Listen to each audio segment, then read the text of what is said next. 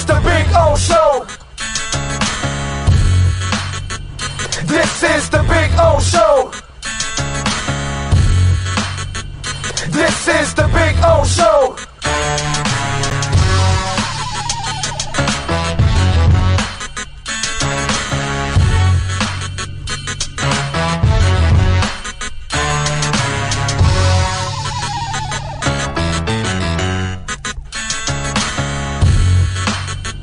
This is the Big O Show. This is the Big O Show.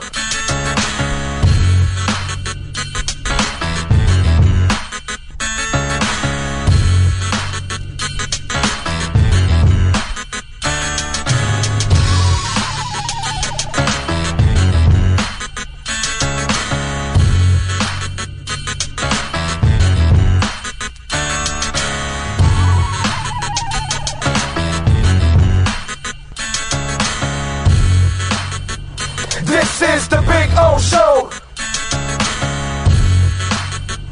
This is the Big O Show. This is the Big O Show. This.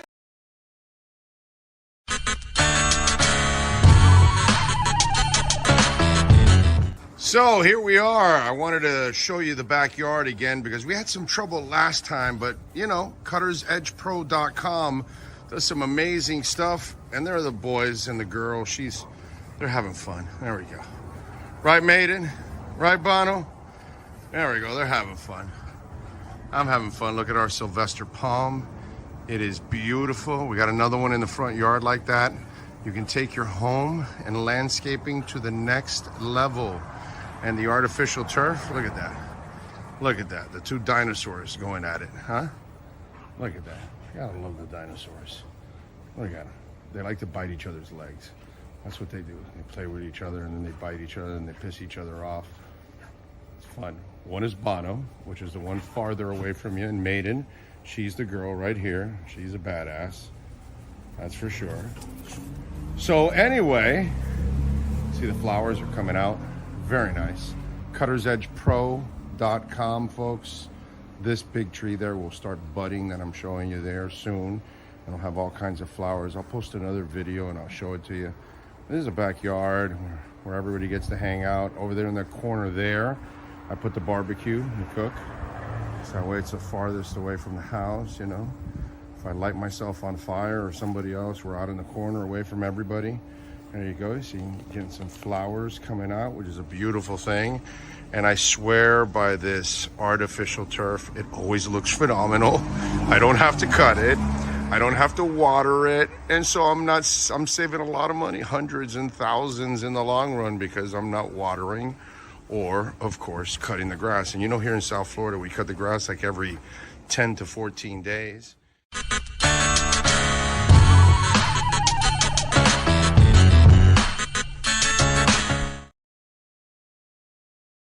When you move, you need a reliable company led by passionate folks eager to assist its customers during a transitional process that needs to be smooth. Call Essential Moving Experts at 844-368-5750 for all your local and long-distance moving needs. You can rely on Essential Moving Experts.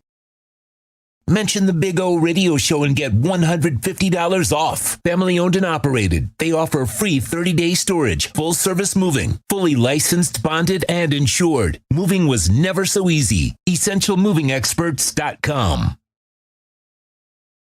For over 16 years, EJDConstruction.com has provided South Florida residents quality craftsmanship, accurate project management, and exceptional service. That's why EJDConstruction.com is an A-rated member of Angie's List and the Better Business Bureau. When you're looking for the right custom home builder for additions or home remodeling, please call my friend Eric at 305-433-4843. That's 305-433-4843 for EJDConstruction.com.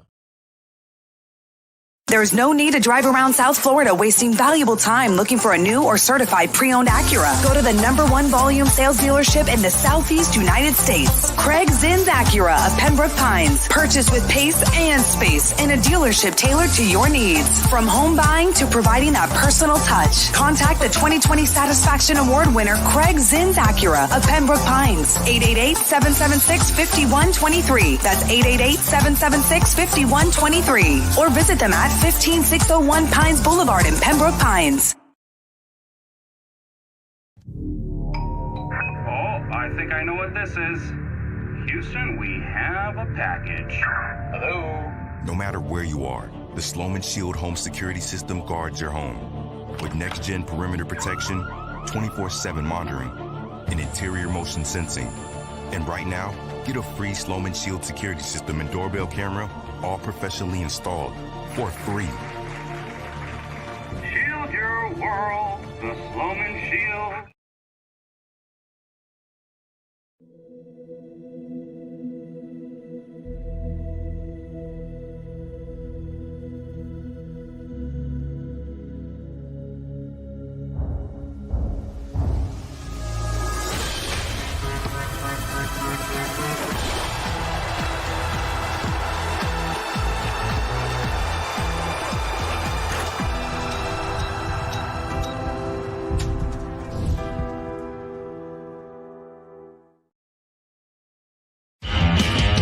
Welton Rayom has more than 62 years of litigation experience handling insurance disputes. They're committed to resolving even the toughest insurance claims quickly. Call them for a free consultation. 954-966-4646. At Welton Rayom, they don't get paid unless you win. Property damage claims to your home, business, or condo as a result of a hurricane. Welton Rayom can help. Water, mold, fire, smoke damage, Welton Rayom can help. Call 954-966-4646.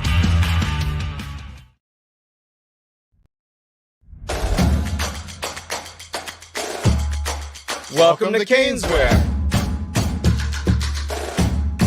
New store, new items, same great experience. Family owned and operated since 2010, Caneswear has the latest merchandise from the Miami Hurricanes, Miami Dolphins, Florida Panthers, Inter Miami CF, and more. Come visit us at our store in Davie on University Drive, just south of 595, or online at caneswear.com. Caneswear, the spot Miami fans shop.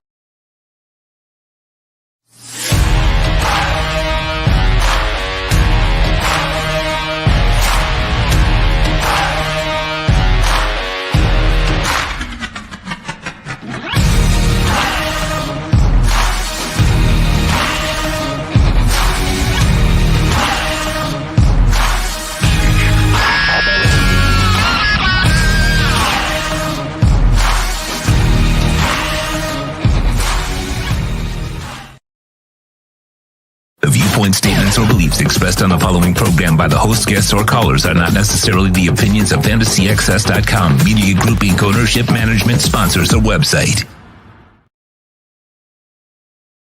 When it comes to South Florida sports teams, very few in the media have witnessed, lived, and covered it like the Big O. Let's start the program dedicated to your favorite South Florida teams with a passion that's unmatched. The Big O Radio Show is on. Here's the Big O. All righty, welcome aboard on a depressing Tuesday or happy Tuesday. I'm not exactly sure. When I'm thinking crypto, I'm happy because, Bitcoin's about to hit 46,000 and many other coins are doing very well. And then I got this coin right here. They can't do anything whatsoever except choke in big moments because that's what we do, unfortunately. Anyway, welcome aboard. We got a lot to talk about, and especially with you sensitive. This is not the show for sensitive Dolphin fans. Okay, it's just not.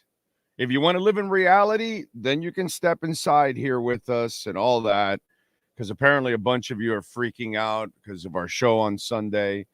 And, we're gonna address it because, unfortunately, some of you, your fans, most of you can't be objective You know what I mean? You get emotional about this stuff, and you just can't really handle the truth. Like I was telling some softy on Twitter right now, some Jeff Klein guy.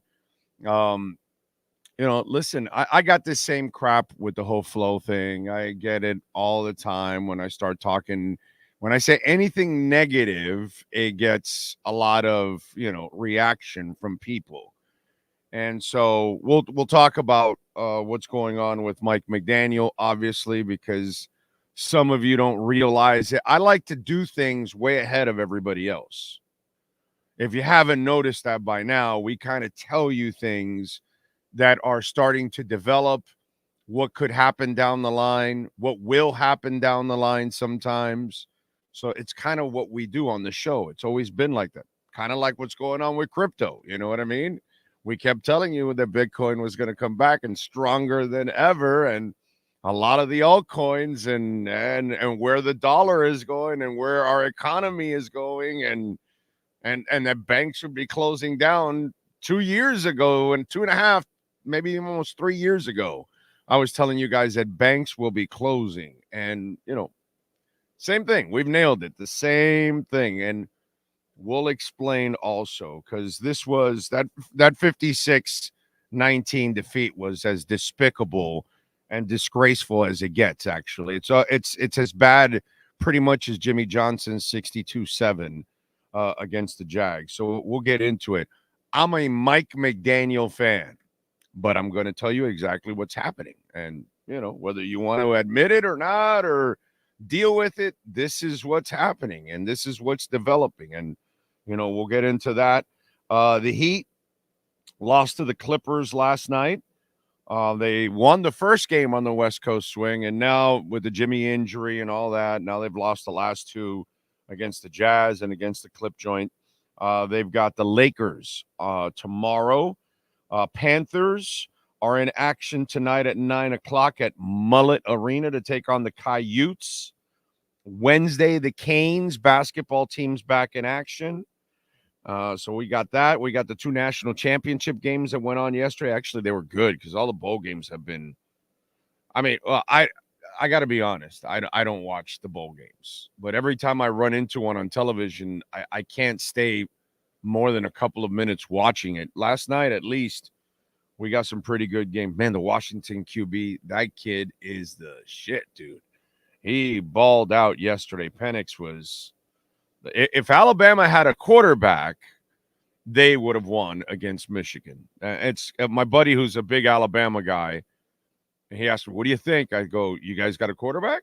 If your quarterback shows up, you got a shot, So we got that. We'll get into that.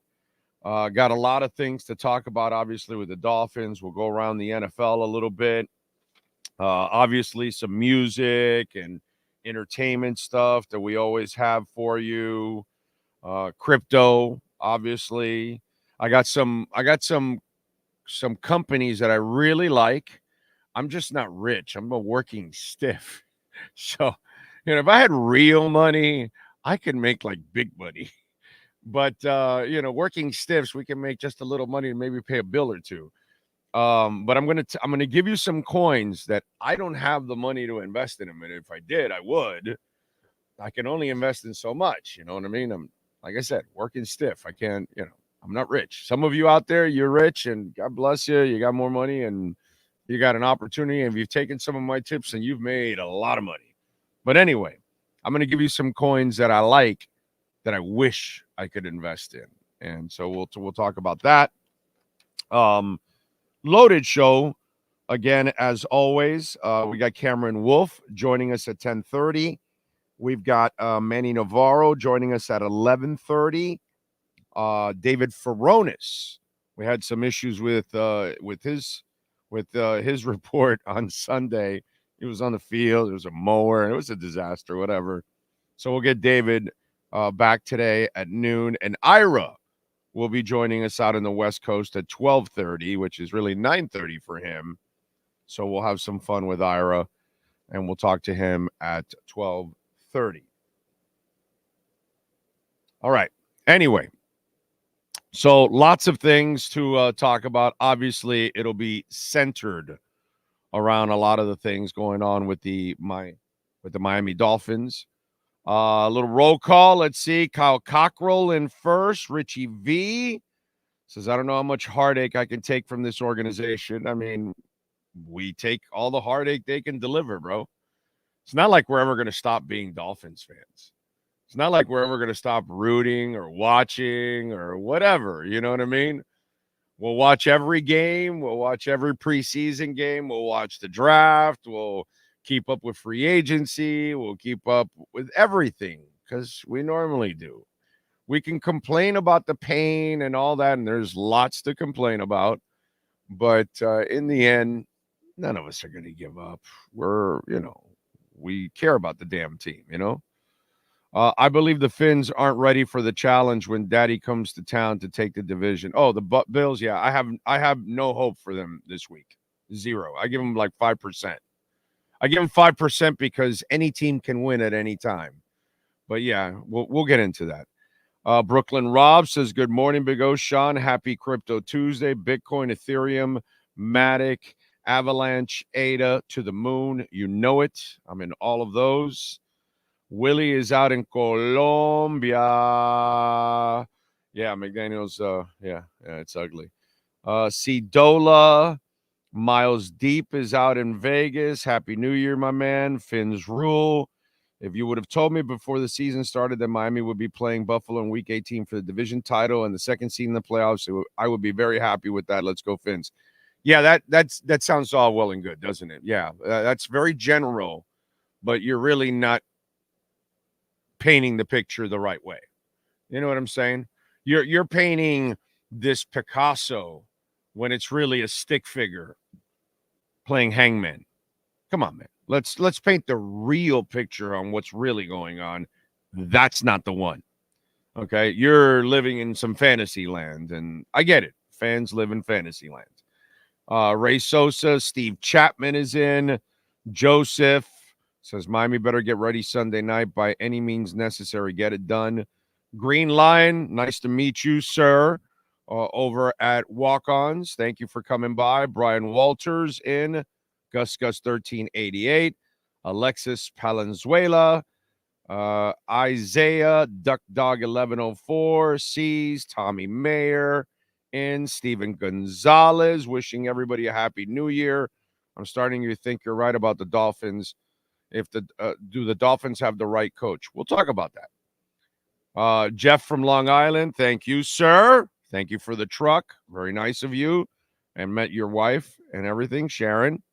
Thank you all for coming by to Walk-Ons and supporting us. Thank you very much, Orlando and his wife, and Sean for making me and Sharon feeling very welcomed at Walk-Ons. We lost, but still had a great time. Thank you. And thank you for coming by, man. Leticia is in. That's a new name. Christian, man of 1,005 holds. Skylar Tipton. Must win. It is a must win. We'll see if they can do it. Sweet Baby Ray is in. Looking at the macro. I like that. The Chiefs did not score against the Finns in the second half. Was this a product of good defense or incompetent offense? What's the screwed up part? Before I tell you everything I'm going to tell you, while I have no hope for the Dolphins against the Bills, I think that they actually have a shot against Kansas City. It's weird. Oh, man. Anyway, Chad is in. Fernando Perez. Dolphins need a legit tight end. Yeah, they'll get one. They've been trying to get one the last couple of years. We've been telling you that. Crypto Fins is in. Cheo Colon. Armando V. Omar Geiner.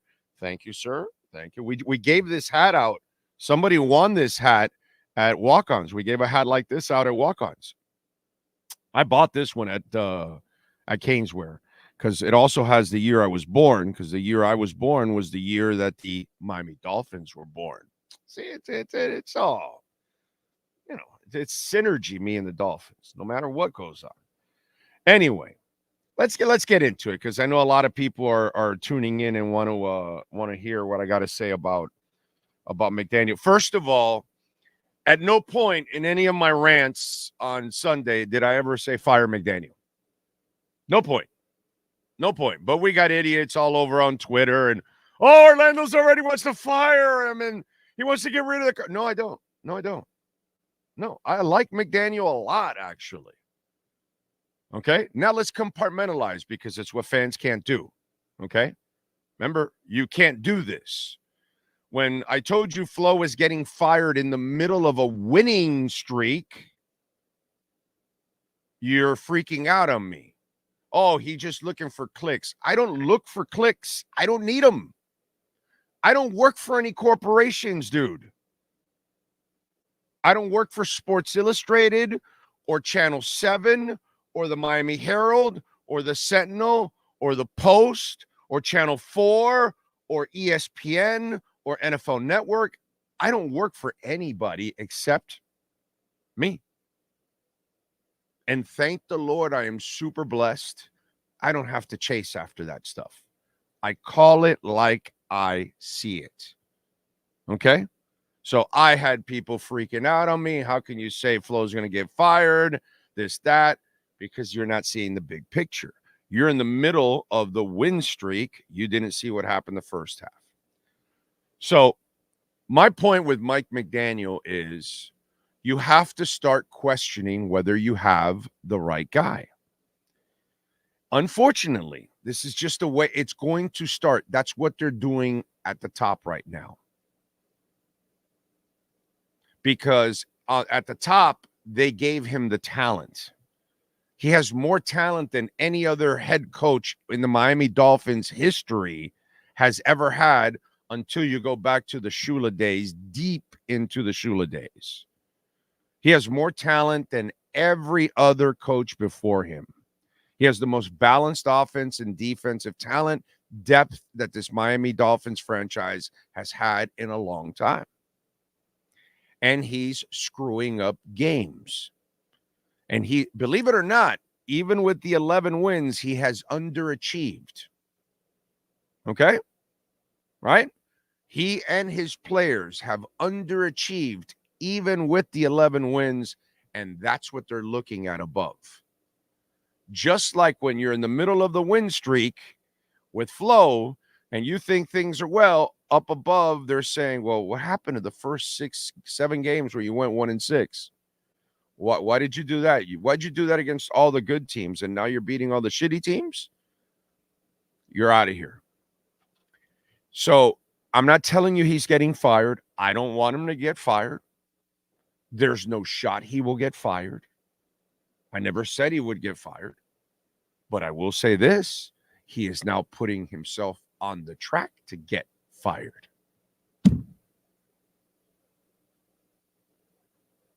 You refuse to adjust. By the way, Mike McDaniel has no counterpunch. Unless you wait a whole year and then he can reset for the Chargers and then he has a counterpunch. But in a game when he gets punched in the mouth, he has no counter. There is no adjustments. Okay? And unfortunately, the guy can't win a challenge. You know, and he makes a lot of bad in-game decisions. Does he know the quarterback position? Hell yeah. Does he know offense? Hell yeah. Does he know offensive line with him and his staff? Hell yeah. There's a lot of positives. He's super likable. Yeah. But unfortunately, big moments, he's not ready for them. All the time. Almost every moment. The Dallas one was the only one. And the Dallas one, he fucked that one up too. He didn't take the 3 points early, which was the difference in the game. Once again, a stupid decision early. Take the 3 points, bro. And you needed him at the end. And if you didn't get that final drive, you lose. What happened to the 3 earlier? It's bad coaching. He's down by like 20-something points on Sunday, and he goes for a 2-point conversion. At that point in the game, take the point. Don't make it harder on your team by going for 2. You don't need to go for 2 right now. The math doesn't require it now. Take the point. Now you failed the 2-point conversion. Now you're behind another point. It's constantly bad coaching. Constantly. Mixed in with all the greatness and the brilliance, there's a lot of stupidity involved. Unfortunately, playing Chubb late, stupid. Just stupid. Playing Tua late, stupid. Game's over, bro. Get people out of there. He does a lot of dumb stuff. So what I'm trying to tell you is, because those of you that are ultra sensitive out there, okay, this is you next year. Remember, I do things ahead of everybody else. Okay? Everything I do is ahead of everybody else. Before anybody ever thought of having the balls to say fire Dale Talon, I did it. Okay? Why? Because I saw what was coming, and then I'm trying to open the door for everybody and say, hey, bro, you got to have the balls and say Dale Talon's not good enough anymore. I don't give a shit what he did in Chicago. Sometimes you just have to look at things and see what they are. So this is what I'm trying to tell you. Okay? What I'm trying to tell you is, he is now putting himself on track to have a hot seat next year. Because, think about this. Be honest now, okay? Stop being a fan. Be objective. If the same mistakes continue to happen, the same ones he's committed this year, he committed last year, all of them. The only thing he changed from last year was that he dedicated himself more to the run than he did last year, but he still has his moments where he abandons the run. This year, he still does it at times, which is baffling, okay? But my point, what I'm trying to tell you, what I was trying to tell you on Sunday, if you listen and not, oh my God, he wants to fire the coach. No. But I'm telling you, because I know what's going to happen. I've been at this for well over 30 years now, okay? We are starting year 34 now. And we're starting year 34. I'm sorry, we are in 2024. This is year 34 for me. I've been at this shit for a long time. I've seen everything and anything that there is to see pretty much. If he continues to do the same things next year, it will be the hot seat. I guarantee you that. Why? Because the front office can't keep waiting for him to grow up. Can't. Did you see him at the press conference yesterday? There's no happiness. There's no joking around. There's no, because that changes. Because if what you sell doesn't work, they stop believing you. They stop laughing at your jokes. They stop thinking you're cool. You have to start winning these kind of games. And you can't look like you're fucking lost. And that's what he looks like more often than not. I hate to say it, in all the big moments. Wow, he came through for Dallas. But more often than not, he doesn't come through. And his players don't come through. And maybe it's because of his attitude. And it's, very loosey-goosey. But you have 2 elite receivers, listen to me, that seem to have brain farts in every single game. I'm sorry, was that Duper and Clayton? Was that Jerry Rice?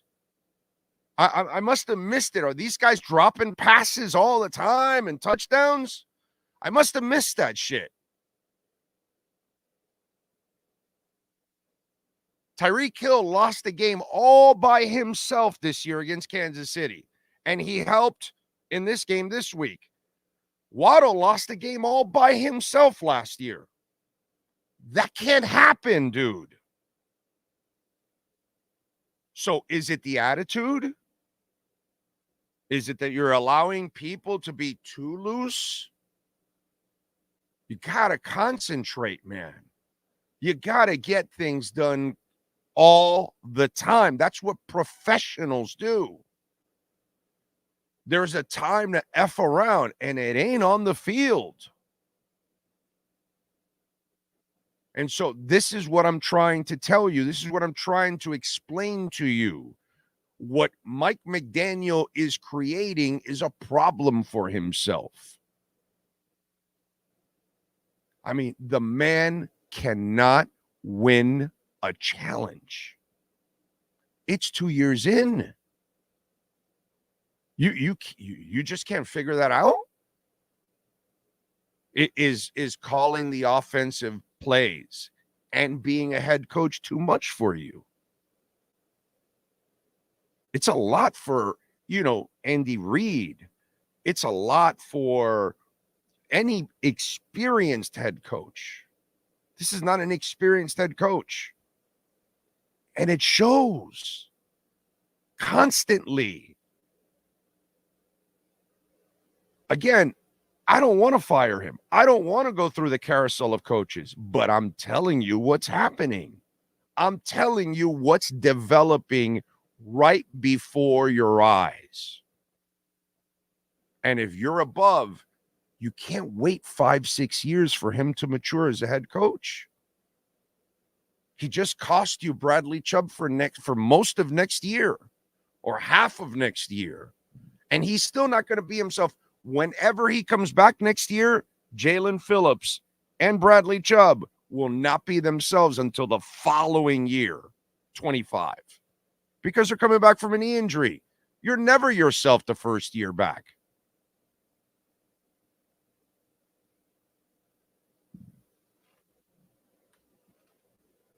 It's just one of those things that you have to understand and watch what's going on. And you out there, fans, right now, you're not really thinking that. But I know you. I know you well. I know you very well. I know you better than you know yourselves, actually. I know what the media is thinking. I know what's coming. He cannot do this again next year at all. He does this next year, and he's going to end up on the hot seat. That's just the way it is.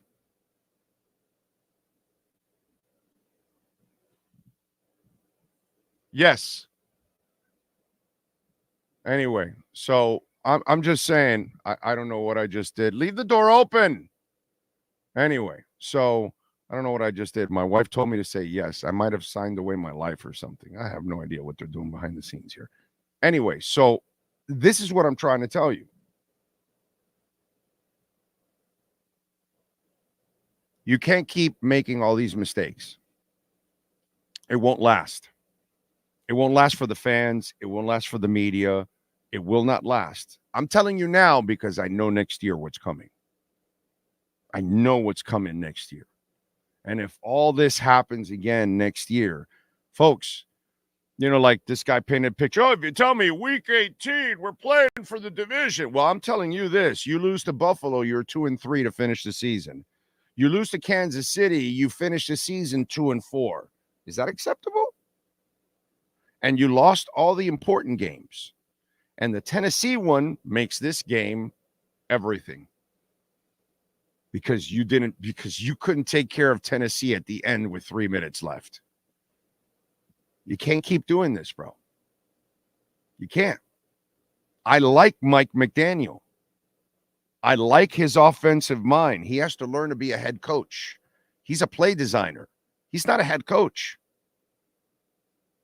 Head coaches' teams don't make mistakes all the time like his does.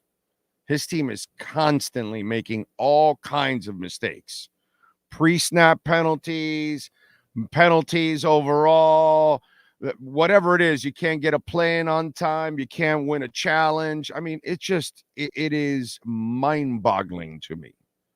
the stuff that goes on. And he has to clean that up. And this is all the stuff we talked about last year, and it's happened again all year long. And it's the same thing. And in the big moments, you're not ready. You're not ready. And Vic Fangio has failed in the big moments too, by the way. Unfortunately, it is what it is. And that's my point with Mike McDaniel. You know, you got to start making the kind of decisions that are the kind of decisions that assure people that you're the long-term solution. We know he knows quarterbacks and offense. Well, then what is he, just an offensive coordinator, play designer, not the guy that calls the plays? Because he really doesn't call a great game all the time either. And, you know, he has this thing where he has his quarterback focused on Tyreek too much, to the point that you injured him. You're chasing your little 2,000 yards, and you overused one guy. And now he's not even close to 100%. You could tell that he's not himself. I mean, there was that one play where he was having trouble getting up or whatever. Bro, that guy's hurting. You could tell he's hurting. He's just so special that even hurting, he's still lightning quick because he's freakish, but he's hurt. And that's because you're going for this stupid 2,000 yards crap. And then you got your quarterback forcing shit to him. And let me tell you something, okay? Nobody's a bigger Tua believer and supporter than I am. And I am convinced that he is a franchise quarterback. But he has to, I said this in the postgame show, he has to learn how to think for himself. And he's going to have to start making better decisions out there, and sometimes not the decisions that come in. And he's got to stop forcing some of this stuff too, because he's making bad decisions because he's forcing stuff. And when you see him on the sideline going, I'm this close. No, dude, no. It wasn't this. This was catastrophically stupid. Don't tell me, I just had another half a second and I could have gotten in. That's what he was saying. I know. I've been at this long enough. I know that he was talking about no, Tua. That's not the conversation you're supposed to have. Conversation you're supposed to have was, I wasn't supposed to throw that one. I need to go find somebody else. And it happens that when he is forcing it at times to Tyreek, there is somebody else wide open. So Tua has to start doing also what's best for the team. And so if the coach calls a play that does not look like it's the right, don't force it. Don't be Russell Wilson in the Super Bowl when they call it and you're like, no, I'm handing it off to Lynch. That's what I'm going to do. That's not a play I do here. You got to think for yourselves too. As I said in the postgame show, do you think Marino went with every play sent in by Shula? In fact, I bet you 20% of the plays that Shula went in, Marino changed them. You got to think for yourself too, Tua. Okay? You got to start making better decisions also, and you cannot go by what your coach wants you to do all the time. Linebackers can't do that, and neither can defensive backs. They've got to use instincts. Safeties. Not every play called is the right play. Your instinct will tell you, not the play. I got to do this instead. I see this developing. So players have to have that foresight also. The special ones have that foresight. I know Tua has it, but what he has too much of is respect for his play caller. And so he's doing exactly what his play caller wants, and sometimes you just can't do that either. You know what I'm saying? So McDaniel has got, along with Fangio, Okay. For me, they were the reasons why your team lost. Players failed too, all over the place. You name it, players. I mean, Tyreek dropped a touchdown. Chase Claypool drops a touchdown. You can't win like that. You can't win. Sorry, you're not going to be able to win. And if you can't cover people and leave them wide open, my God, I've never seen more receivers wide open in a game than that one.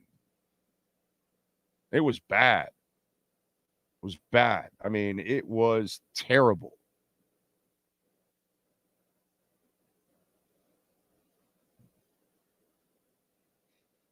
Anyway.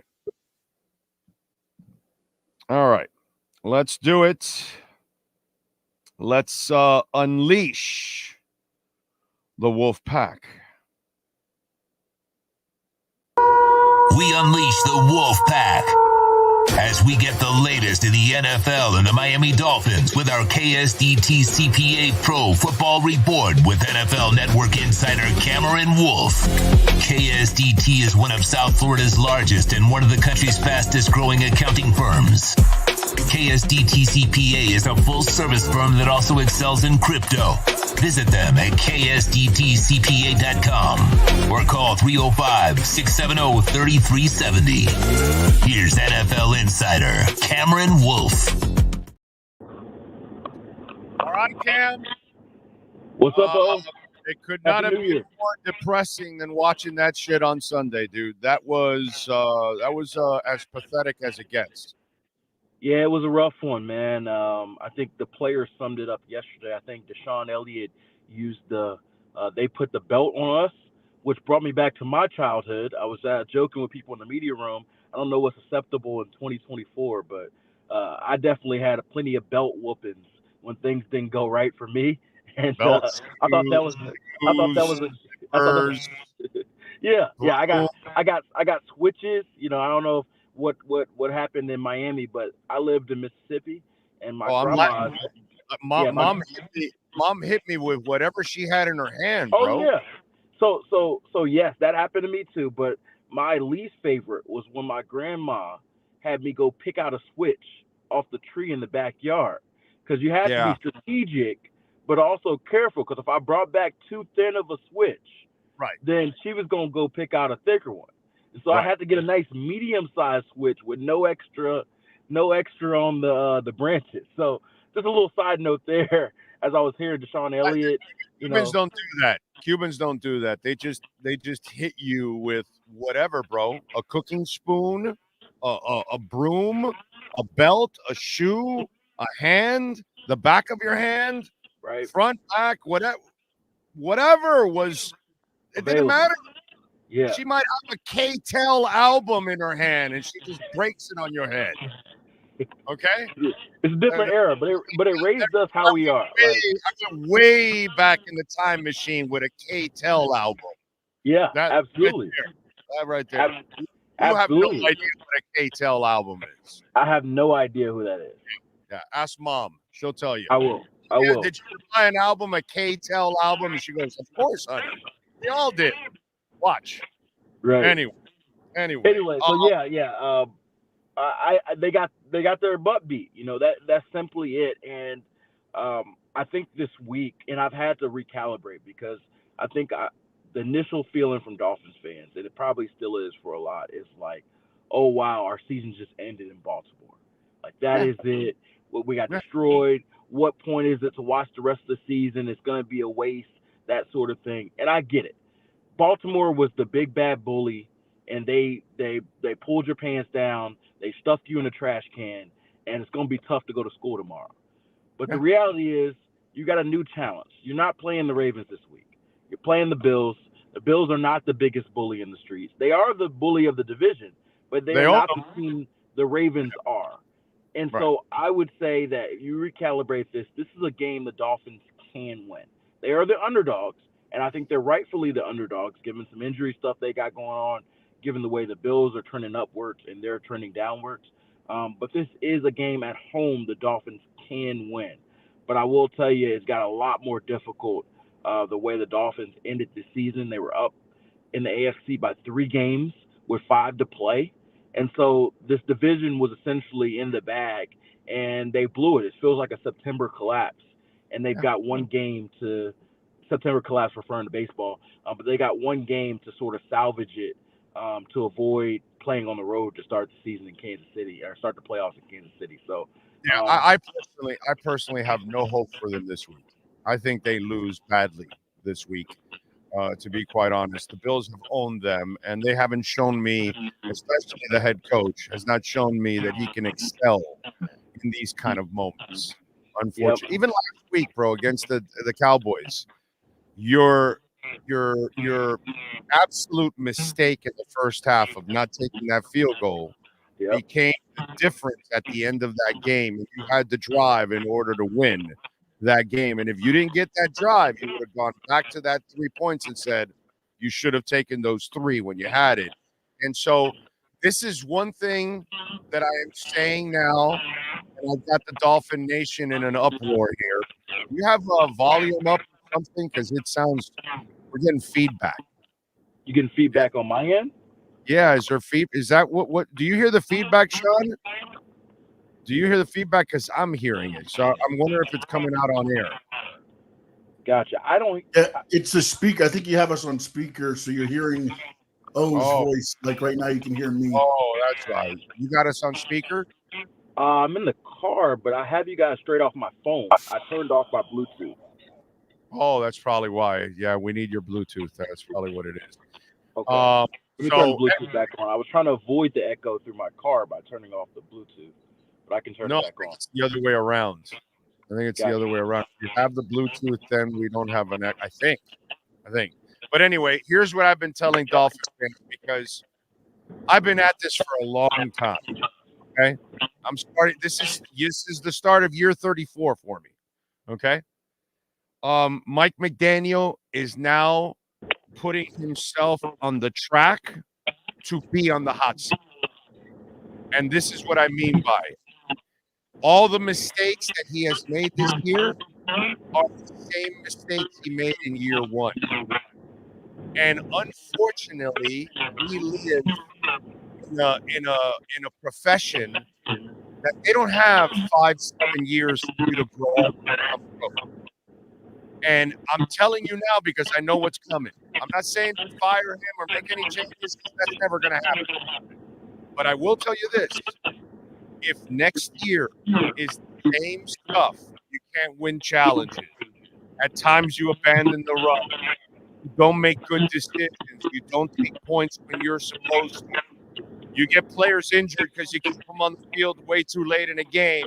Just all these things that have just happened constantly with him, that he's got a marvelous offensive mind. He understands quarterbacks and he understands the offensive mind. The head coaching decisions leave a lot to be desired, unfortunately. And I'm telling you, I know what's coming. By the end of next year, if this is the same stuff again, doesn't matter if you make it against the playoffs, you're not doing anything. People will want him fired. And so this becomes a very pivotal time for Mike McDaniel, not just for how he finishes here, but how he coaches next year, because he cannot continue on this path. Even with some success, he still cannot continue on this path. Do you agree or disagree?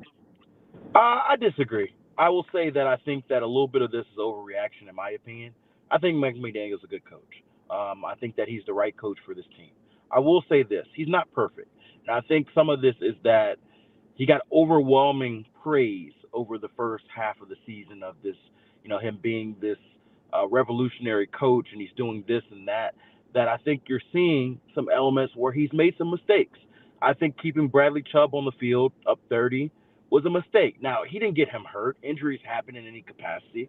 I think it's unfair to blame the injury on him, but I will say that it's his decision as decision maker, and you can put that on him. You can put some challenges on him. You can put his run pass balance on him. There's definitely some things that he could do better as a coach, but I will say that he has helped Tua and this offense and this team be in a better position than they have been in 20 years. Now, I get the frustration. Frustration.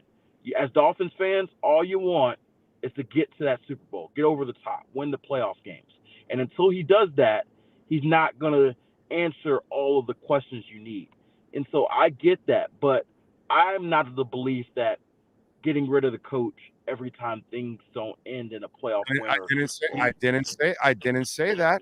I did not say that. But I get you. I get your thought though. That there is reason to critique. Hold on a second. In some elements. If he continues to not win challenges, can't win big games, continues to make bad decisions. Give you another example. This past week, brother, you don't go for 2 points when you're down by 20-something. At that point, you take the 1 point. And then later on, when you can cut the deficit, then you start attempting the 2 points. Bad coaching. Now you put yourself deeper in a hole when you need the points, just like last week with the 3 points. So if you keep making bad decisions all next year, and you can't come through in the big moments with the big games, you still think he will not be on the hot seat at the end of his 3rd season? I don't know. I don't think so, but we're also, a year away from that. Like, we're planning a year ahead. But no, to answer your question, no, I do not think Mike will be on the hot seat. I can do that because he didn't improve in his game day decisions from last year to this year. He's still a disaster. When he gets punched in the mouth, there's no counterpunch. I think that here's what I would say. He needs an entire year to counterpunch the Chargers. Here's what I would say. I know this league, we have to make a big take or a big overall view after every season, right? I said this clearly at the start of the season. If the Dolphins don't win a playoff game, this season's a disappointment. That was my only parameter. That's the season. I don't care if you win 13 games and lose a playoff game, win 9 games and win a playoff game. To me, winning a playoff game was a parameter given the season. Just one. I don't have super high expectations. I'm not going to tell you a Super Bowl, but to me, they've got to win a playoff game for this season to be considered a success. And I think that Dolphins fans at 9-3 started to see Super Bowl as a vision, which is okay because they did look like a Super Bowl contender then. And to see them collapse at this stage is starting to feel like all your hopes and dreams crumbled in front of you. And so you need someone to blame for that. And Mike's the one, because the reality is Tua has not been the reason they've lost these games. And so usually your quarterback or your coach get the blame. And when you get 52-19, it's got to be on your coach or whatever the score was, 56-19. Coaches, because Fangio was not good. And Fangio, yes, Mike, Fangio, all of those guys, right? But my thing is, when you look at this full frame, he's put the team in a better position. Crossman, yes, that's a given. By the way, that's another bad decision on his part, bringing back Crossman. Terrible decision on his part to bring back Crossman. That was just, I'm telling you, this is the prediction. I'm telling you, if he does not improve his game day, watch by the end of next season. I hear you. He will be on the hot seat. Do you know why? Okay, I'll give you another one. Has he underachieved this year? I think it's yet to be seen. I would say that I don't think we can say that he's underachieved. Brother, the Tennessee game makes you an underachiever automatically. Every team's got a bad loss. Okay, but that's what puts you in this hole now against Buffalo. Right. I understand. You win the Tennessee game, you have the division locked up. But the reason why I say it's yet to be seen is if they come out and beat Buffalo and win a playoff game, it's a success to me. Yes. And so that's why I say it's yet to be seen. If they go out and lose against Buffalo, lose at Kansas City in round 1, then yes, I say that's a disappointing season. But we can't write the book without it being played. Yeah, but that's why I'm saying that if it ends that way and it goes into the next season, trust me, by the end of next season, fans will be calling for his head. You, along with the rest of the media, will be calling for his head, and me too. And then the front office is going to say, man, we've given this guy the talent. and he's not getting it. He's not getting it done. He's not figuring it out. He's not getting us over the hump, and that's gonna be the problem. That I'm just telling you, it's kind of what I already see because too much of what happened last year happened again this year. And by the way, here's the twisted part. While I give them pretty much no hope this week against the Bills, I actually think they got a shot against Kansas City. Believe it or not. Kansas City is not the same Kansas City. Right. They're not the same Kansas City, but they do still have the same Patrick Mahomes. They do, but Patrick Mahomes doesn't have help. And so that's true. So if you bracket, apparently Kelsey's getting more human too, so he's not really the guy. And if you just put Jalen Ramsey on Rashee Rice, what else do they have? You know what I'm saying? So I actually think in a twisted way they got a shot again. I mean, shit, Tyreek lost the game against Kansas City all by himself, actually. You know what I mean? So it's twisted. Like, I don't think they're going to win at all. But next week against Kansas City, I actually think they're going to suck. It's weird. I will say this. I think Buffalo is rightfully the favorite. But I would not be shocked. I know that it's doom and gloom. But I will say this. I would not be shocked if Miami wins this game. I think they're playing at home. Their backs against the wall. Their mantra all season has been adversity as an opportunity, right? This is your adversity moment. You're down injuries. You're down hope from a lot of people outside of the building. It's doom and gloom. Can you step up and win this game, win your division, and host that playoff game? You're probably hosting either Pittsburgh or Buffalo in what would be a winnable game at home the next week. I got a funny feeling that this team is going to show up.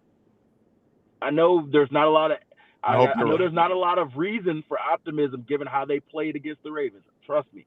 I know. No. By the way, you also have zero facts. Zero. I have zero facts. How do I have zero facts? They've never done this. They don't do this. They haven't, but they have not been in this opportunity. They don't do this.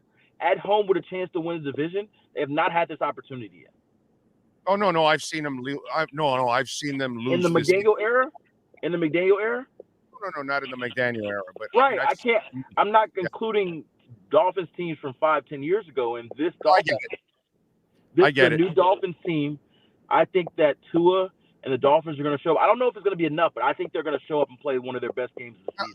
Actually, it's not a new Dolphins team. It's a new Dolphins team in the sense of the front office and talent. It's not it's the same Dolphins team. It chokes in the big moments. We will see. We will see. They could prove you right.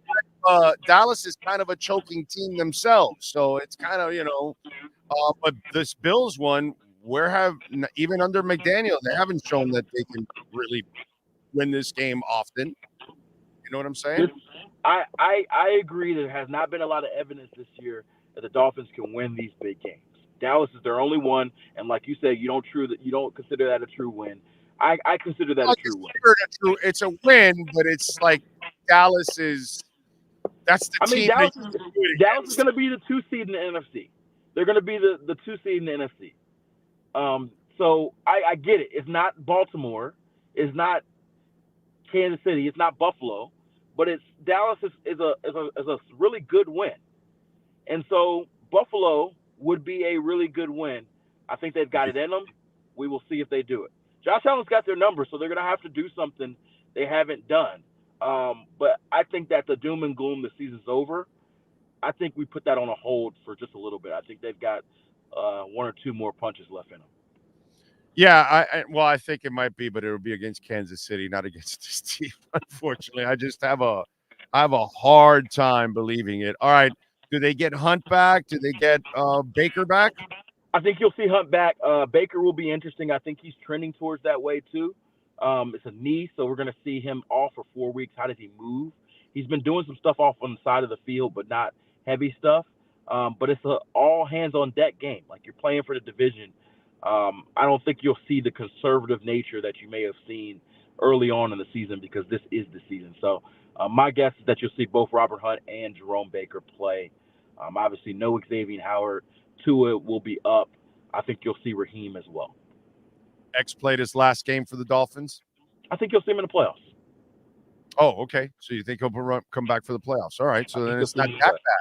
Did you see him walking around? I think it'll be a couple of weeks, and so I think he'll be on the borderline for that first game of the playoffs.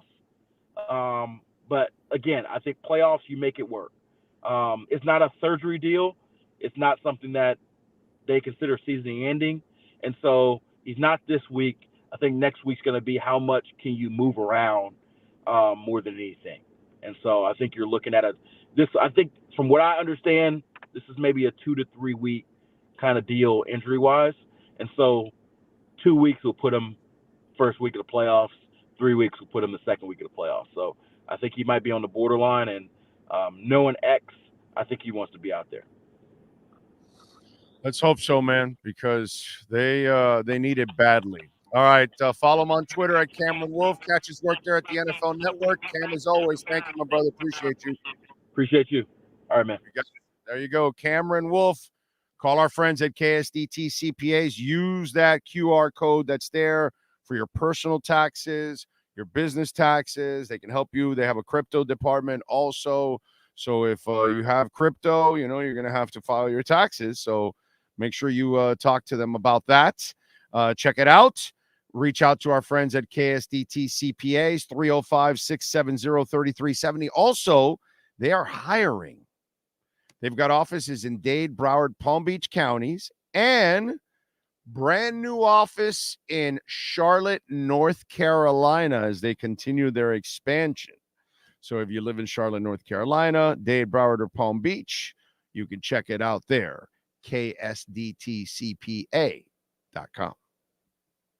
This has been the KSDT CPA Pro Football Report with NFL insider Cameron Wolf. KSDT is recognized by Forbes as one of the top tax accounting firms for 2022. KSDT CPA is a full-service firm that also excels in crypto. Visit them at ksdtcpa.com or call 305-670-3370. Yes. Thank you for hanging in there, as always. And we thank Cameron Wolf. All right. What else do we have going on here? Mateo, thank you for the love on the super chat. Says McDaniels is a glorified ball boy. Well, I'm not. He knows his offense, dude. He knows offense. He has to become a better head coach. All his in-game decisions, those are mediocre. And he has to be able to handle that better. And he just doesn't handle it better. I'm telling you, I know what's going to happen. The writing is on the wall. And next year, if it continues, which I hope it does, and I hope he turns the page completely and stops screwing up constantly in the middle of a game. But if it happens, I'm going to tell you, did I not tell you at the end of last year what was going to happen if it continued? Okay? You're going to see. I hope it doesn't. I hope I'm wrong. I hope I'm not even close. Okay? I hope he fixes everything and he makes great decisions, in-game decisions. He's winning all his challenges. He changes his special teams coach. I hope he does a lot of the smart things that he's supposed to do in-game and around him. And then that way we never have to talk about this again, and we have our coach. But I guarantee you, if we get a duplicate of this season, you will all want him fired. Guaranteed. Because you're going to look around and go, bro, this team is loaded. This is the best team we've had in years. And we can't get over the hump. We can't beat good teams. Can't win in the playoffs. Wrong guy. You're going to say that. So I'm just getting a little ahead of all you guys that he's got to fix this. John Young. You call it like you see it, then call it. We ain't never doing shit with two at quarterback. Well, that's fine if that's the way you want to look at it. And thank you for the Venmo, John. Ho Yoon, Happy New Year, sir, as always. Thank you. Beautiful Venmo. Appreciate you. Remember, you can make a donation through Cash App or Venmo at Cash Big O Show. That is Cash Big O Show. and you can send in a Bitcoin donation. And by the way, let me also take a moment to thank all of you that went out to walk-ons this season for our I think we have 4 broadcasts this year at walk-ons, 1 a month. And I really appreciate it. Met a lot of you this go around here this past week, and it was really, really cool. So I appreciate all of you out there for supporting the show. Hopefully next year, Sean and I can find a permanent home. I know I was already talking with NorCal last night about a couple of trips out west. And so we'll see. Maybe that's what we do next year. Maybe we travel on some of these broadcasts and go out there. Let me see, a little dip in Neutron. I think I might have to start doing the Neutron dance again and buy a little bit more, because it is down 4.5%. It's down to $1.14. I've got my average at $1.09 right now. So I'm wondering, I don't know how much lower it's going to go, but I don't mind even buying it now. I am ready to go. I want to do the Neutron dance. That thing is going to blow up. Where is Bitcoin at? Let's see where we at. Are we hitting 46 yet? Nope. Still over 45,318.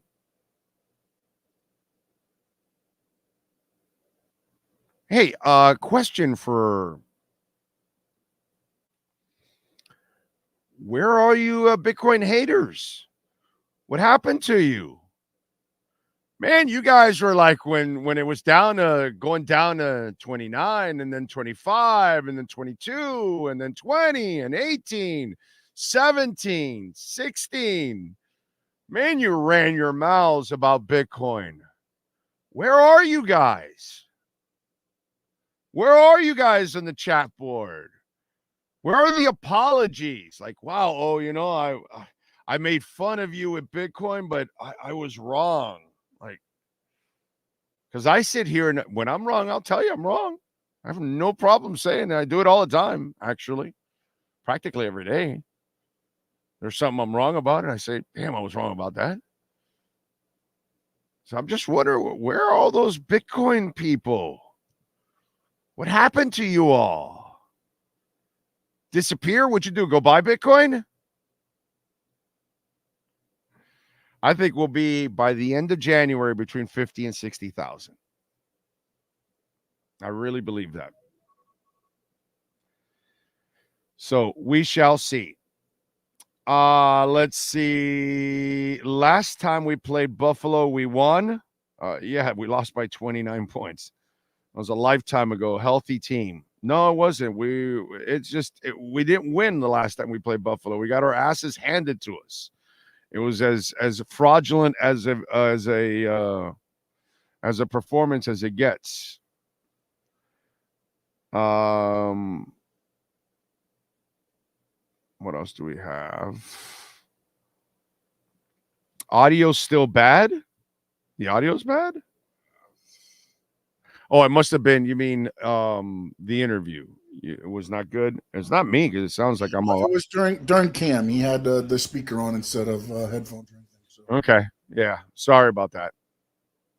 Let's see. The Finns have only beaten Josh Allen 2 times, both times in Florida or at the game. I ain't going to be in Florida on Sunday. You were in both times. You were in Florida for the game, but you're not there, Pat. So then we lose for sure.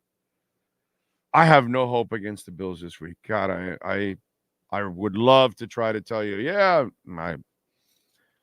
I just don't have any hope, man. Unfortunately. Do we still not have an explanation for the rush to get? I'm not part of the media contingent in the game. I would have asked, why in the world did you rush? But he would have had some long, drowned out question that, whatever. It was a terrible decision. It's bad coaching. Hurrying up that play in the 2-minute warning this week. Stupid coaching, bro. Stupid coaching. There's no reason to hurry that play up. And you just hurried it into an interception. You had the 2-minute warning. You're at the 42, 43-yard line, whatever, of Baltimore. You got all the time in the world, dude. 2 minutes is a lifetime. What are you hurrying up for? You're hurrying up for what? To leave time for their offense? I mean, it was king-size stupidity by Mike McDaniel to hurry that play up before the 2-minute warning. These are things that I'm talking about. That's the kind of shit that cannot happen anymore with Mike McDaniel. He has to start winning challenges. His players, his best players, he needs to crack the whip with them. You got to sit down and say, yo, Tyreek, I can't have a game lost because of you. And Waddle, I can't have a game lost because of you. Can't have it. You guys cannot be the reason why we lose a game. You can only be the reason why we win a game. I don't remember Mark Clayton ever, all by his lonesome, losing a game. I don't remember it. Please remind me, because I don't remember it. Oronde Gadsden, who has half the talent of Waddle and Tyreek, I don't remember him losing a game all by himself. It's kind of shit that can't happen. Your players cannot be that lackadaisical and lose concentration consistently. Those two guys are too good for that, and McDaniel's got to do better. Jeff Wilson, you sent him out for a pass this week. What the fuck are you doing? And I'm sorry for the French, but that's the only language I can use for that stupidity.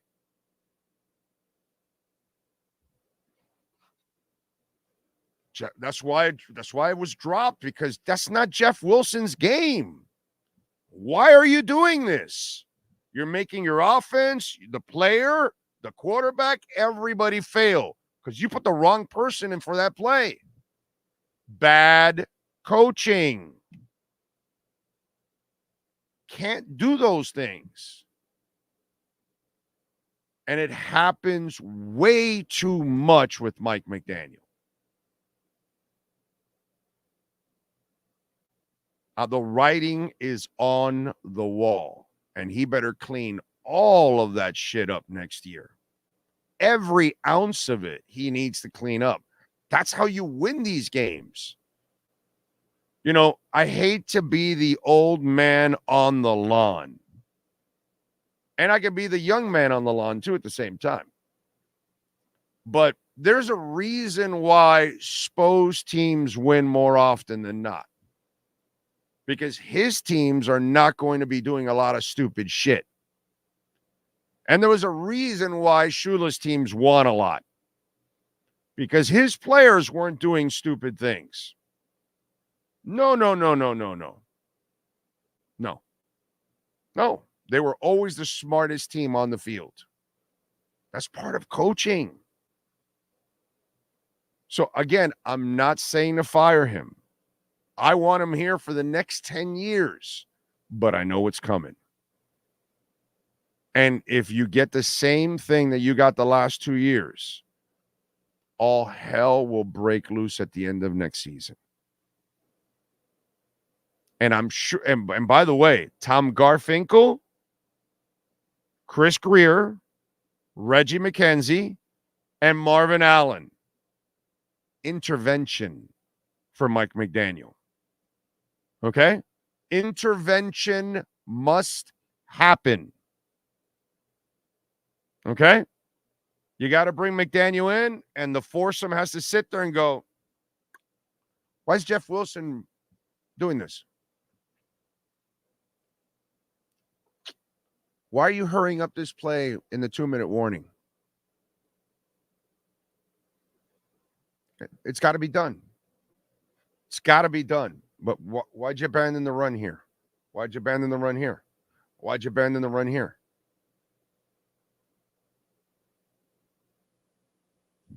It's got to be done.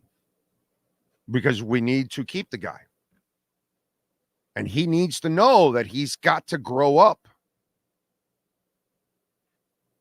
It's not just about, hey, let me design this play. No, there's other parts of your responsibilities that you're lacking.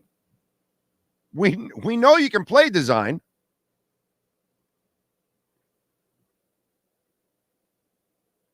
We know you understand quarterbacks.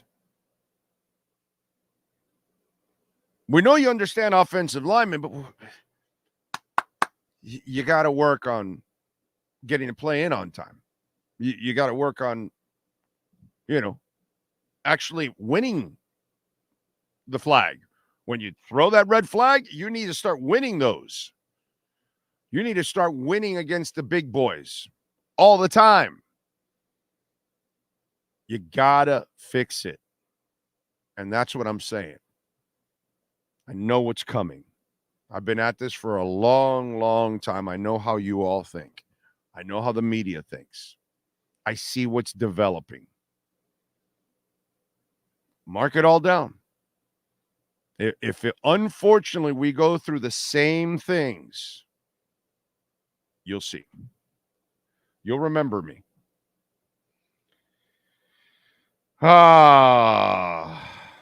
The Finns have not lost back-to-back games all season. Brother, they don't play Baltimore and Buffalo in back-to-backs. Let's they win against the bad teams. They're not winning single games against good teams. They only won one, Dallas. That's it. Again, that's fan stuff. That has nothing to do with You know what it is? There's this guy who knows his shit, right? He is smart, does a great job in stocks, but especially crypto. Technical analysis. Let me explain something here. Half the time is a load of shit. There's a guy named Benjamin Cohen. Genius. Knows how to read all the technical stuff. Guy lives off of that. So when that's the difference. Some investors, they are just all technical analysis and they think history completely repeats itself, which it does not. That's actually not true. Okay. And when you have a war, when you have supply chain issues, when you have presidency changes, when you have pandemics, when you have gas issues, there are things, natural disasters, there are things you cannot plan that will change the economics of anything that you're talking about, right? And so, like, he just predicted that Bitcoin was going to go down instead of up because of a death cross that happened a couple of years ago. Well, a couple of years ago, there wasn't institutional money coming in like there is now. So your technical analysis can go right to hell. And that's why he was wrong. And he was wrong, by the way, about Bitcoin going down 3 months ago in October. Why? Because he doesn't include what's actually going on in reality now, that we're out of the bear market. We were starting the bull market in October, actually. A lot of people are getting on it now, but those of us that were investing, we know that 3 to 6 months ago was really the real bottom of a lot of this stuff. Buddy of mine that just got into crypto, I just told him, man, I wish you would have gotten in months earlier. I would have made you money, a lot of money. You're going to still make money, but you would have made a lot more money if you would have gotten in a little earlier, right? And so we have to live with the reality of what's coming and what's really happening. That's when you do technical analysis, you don't have reality in there. You don't have what's actually going on. So when he tells me, in 2019, idiot, BlackRock was not investing billions into Bitcoin and ARK Investment and T. Rowe Price. And, that's why technical analysis is stupidity sometimes, because it really doesn't tell you everything all the time, because you have to use technical analysis and then you have to mix in the reality of what's going on. And that's what I'm doing. I'm not going through the technical analysis of, hey, we got 11 wins. Hey, we've been in the playoffs for 2 straight years. That's the technical analysis. The reality is he has underachieved this year. How screwed up is that? Mike McDaniel has underachieved this year. He should have won the Tennessee game, and his top player should not have lost the Kansas City game.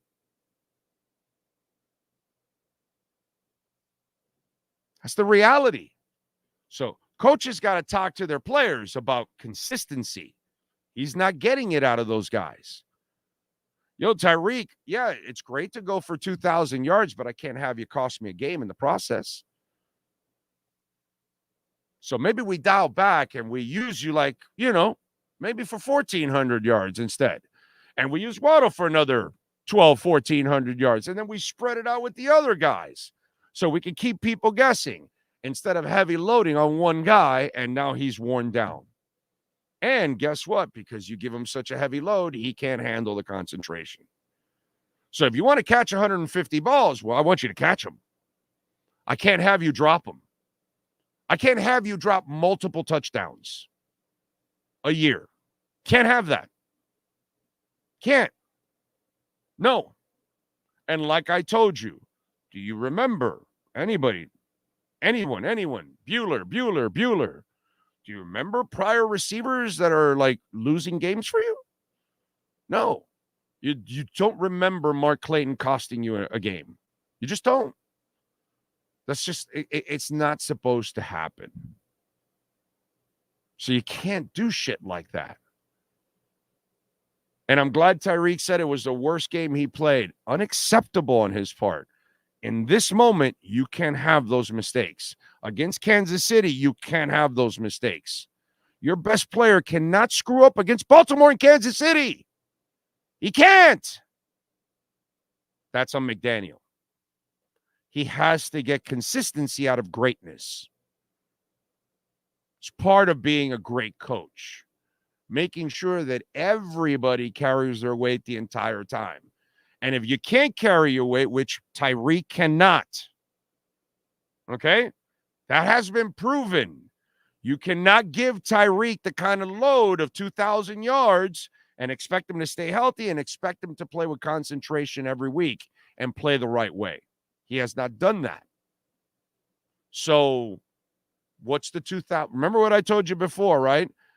I don't care about individual achievements. I don't care about the MVP. And I don't care about Tyreek's 2,000 yards. And I don't care if Mostert scores 37 touchdowns. What I care about is you winning against Kansas City. What I care about is you beating Buffalo and beating Baltimore and not losing to Tennessee and starting to win playoff games. Not a game, games. I don't want you to just beat Buffalo once. I want you to start beating Buffalo consistently. A bad year is you split it. That's a bad year. You split the series. A good year, you sweep them. I don't want a regular year where you lose both. Sometimes 3. No, I'm not into that. Sorry. Some of you might be into that. I'm not into that. I know what's coming. McDaniel, you better fix it in the next 12 months. You better fix it in the next 12 months. Because I know what's going to happen by the end of next year. You people will be losing your freaking minds. Bank on it. Okay? Let's see. See, here we go. Key C. Coach has been here 2 years, and we've made the playoffs 2 straight years. We are missing 9 starters. Now we're talking about firing the guy. Nobody said to fire the guy. Nobody said fire the guy. Anybody say fire the guy? Who said it? Anybody say it? He needs time to learn and grow. No, actually, Keith, no, he doesn't. You can't wait 5-6 years for him to grow. You can't. Players get old. You have to pay salaries. You're forced to pay a bunch of money. It will then limit what you do. That was the idea of all of this. This is where everything has kind of gotten screwed up. First the 2 years with Flo, you couldn't assess anything because he couldn't build an offense. Now you can assess something with the offense, but now you've got to assess the coach because you don't know if you have the coach for the big moments. You had certainly built the team up. Anybody should win with this talent. It's not like, hey, let's not make it sound like Mike McDaniel is, dealing like Spo with 31-10 and scrubs. He's got stars on the team. He's got more stars than we've seen in a long time on this team. I know what's coming. I'm telling you what's coming. Nobody said to fire him now. Nobody's going to fire him now. Nobody wants him fired right now. Well, I don't know, maybe some of you out there, but I don't want him fired. But I know what's coming in a year from now. If the same thing happens. Apparently, some of you just don't understand English. Like my boy Keith C. obviously doesn't understand English. Now we're talking about firing the guy. Nobody has talked about firing the guy. Maybe, Keith C., you're not very smart and you don't understand the English language, but I don't think at any point I've said he needs to be fired at the end of this season here. Never said that. I said what? Next year, if it's the same thing, it's coming. Mark my words. They're not waiting 4 or 5 years for you to figure shit out. They're not going to do it. They're not going to do it. You can't do that in the NFL. You cannot wait 5 years for somebody to develop and figure things. You don't even know if he will. Think about it. Poll question right now, Sean. Poll question. We got 400 people right now. Okay, here we go. If Mike McDaniel makes the same mistakes of years 1 and 2 in year 3, okay, do you feel he's the guy? Yes or no?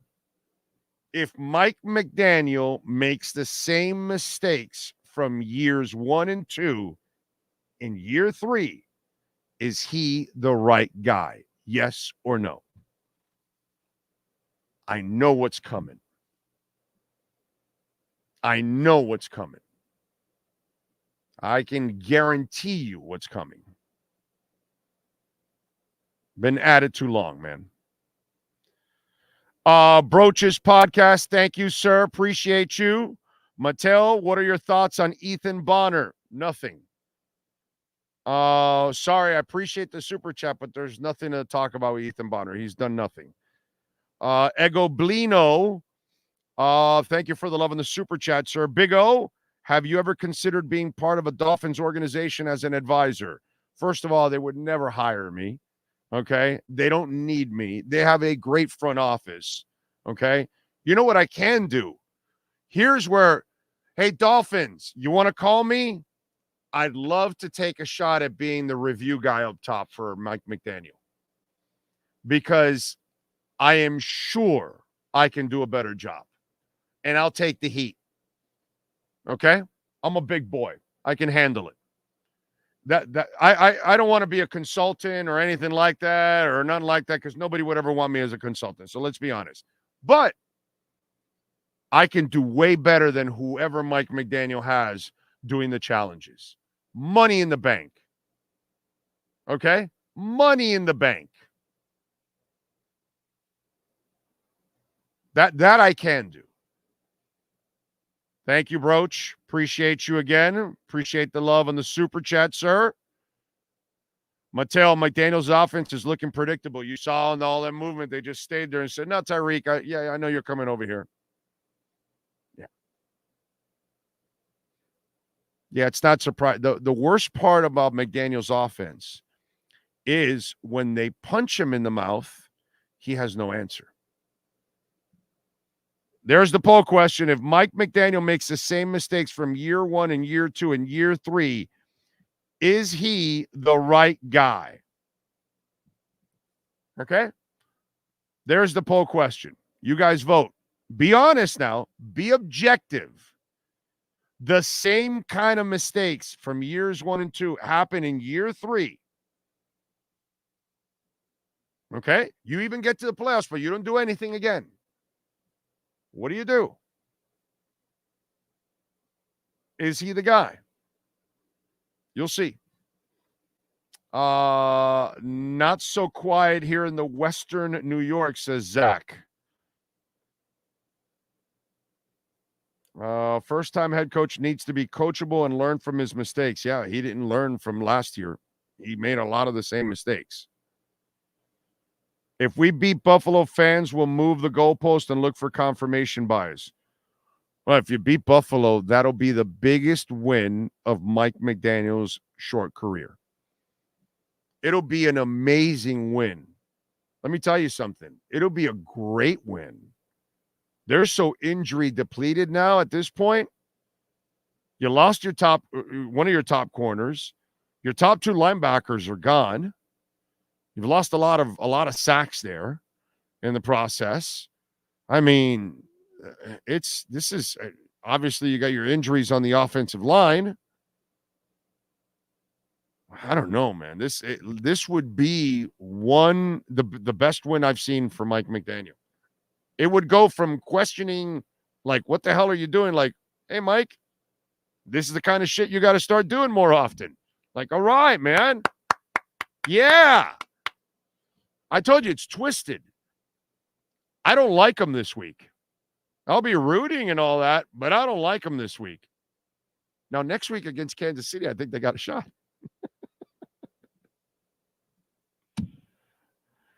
It's funny. I mean, Tyreek basically lost the Kansas City game, so I kind of like Miami against Kansas City. I don't like Miami against Buffalo. God, I fear the hell out of this game. I really do. D Wolverines 305, totally right on this guy. Has been given a lot of weapons on both sides of the ball, and he's totally underachieving. Time to stop being friendly. I mean, we got to call things like we see it. He's likable. He's super, bright in the sense of offensive mind, but there's a lot of stuff that he needs to fix. Unfortunately, it's what we gotta say.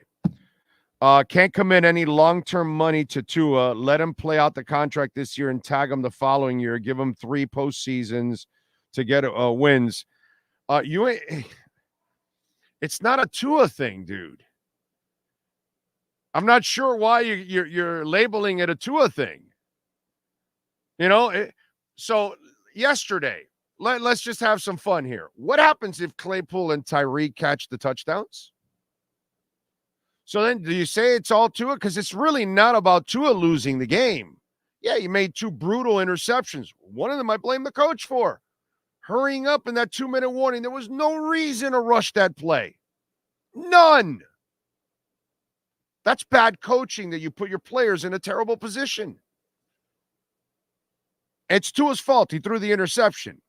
But I'm also going to blame the coach to a certain extent because you rushed it and you put your players in a bad spot.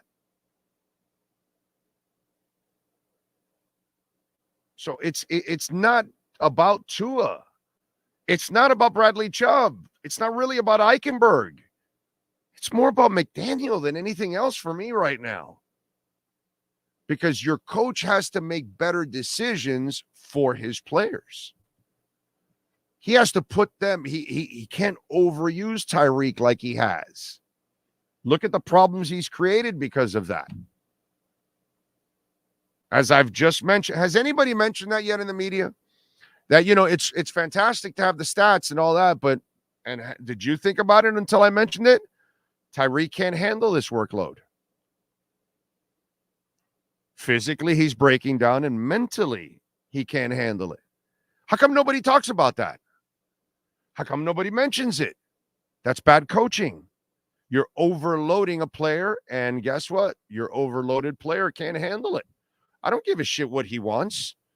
I don't care that he wants 2,000 yards. You do what's best for the team and for the player. So what's best for Tyreek? Overloading him? No, that's bad coaching. And they've done a marvelous job of taking care of people after they get injured. Well, you might want to have some precautionary stuff, like not keeping Bradley Chubb and other good players out late in a game when you're done and down by 30 and the game's over. Way over. It was over half a quarter, and you still have them out there. How about not overusing Tyreek? How about not using Jeff Wilson as a wide receiver? Decisions, man. Decisions have to get better. Your decision to keep Crossman, my God, that was terrible. Find another special teams coach.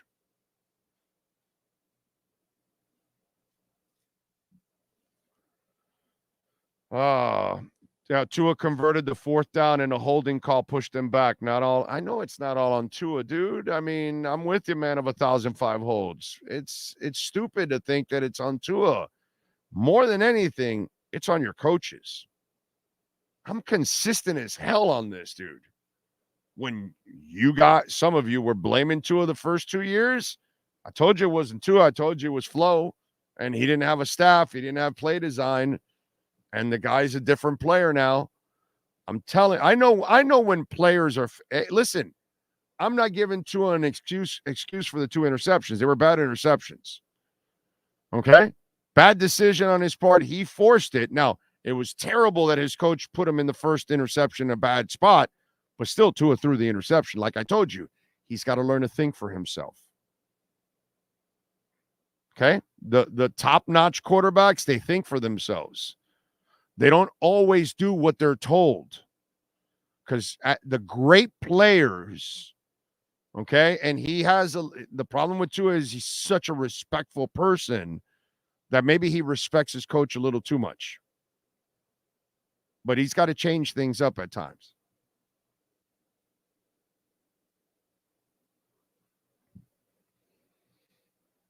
Oh, man.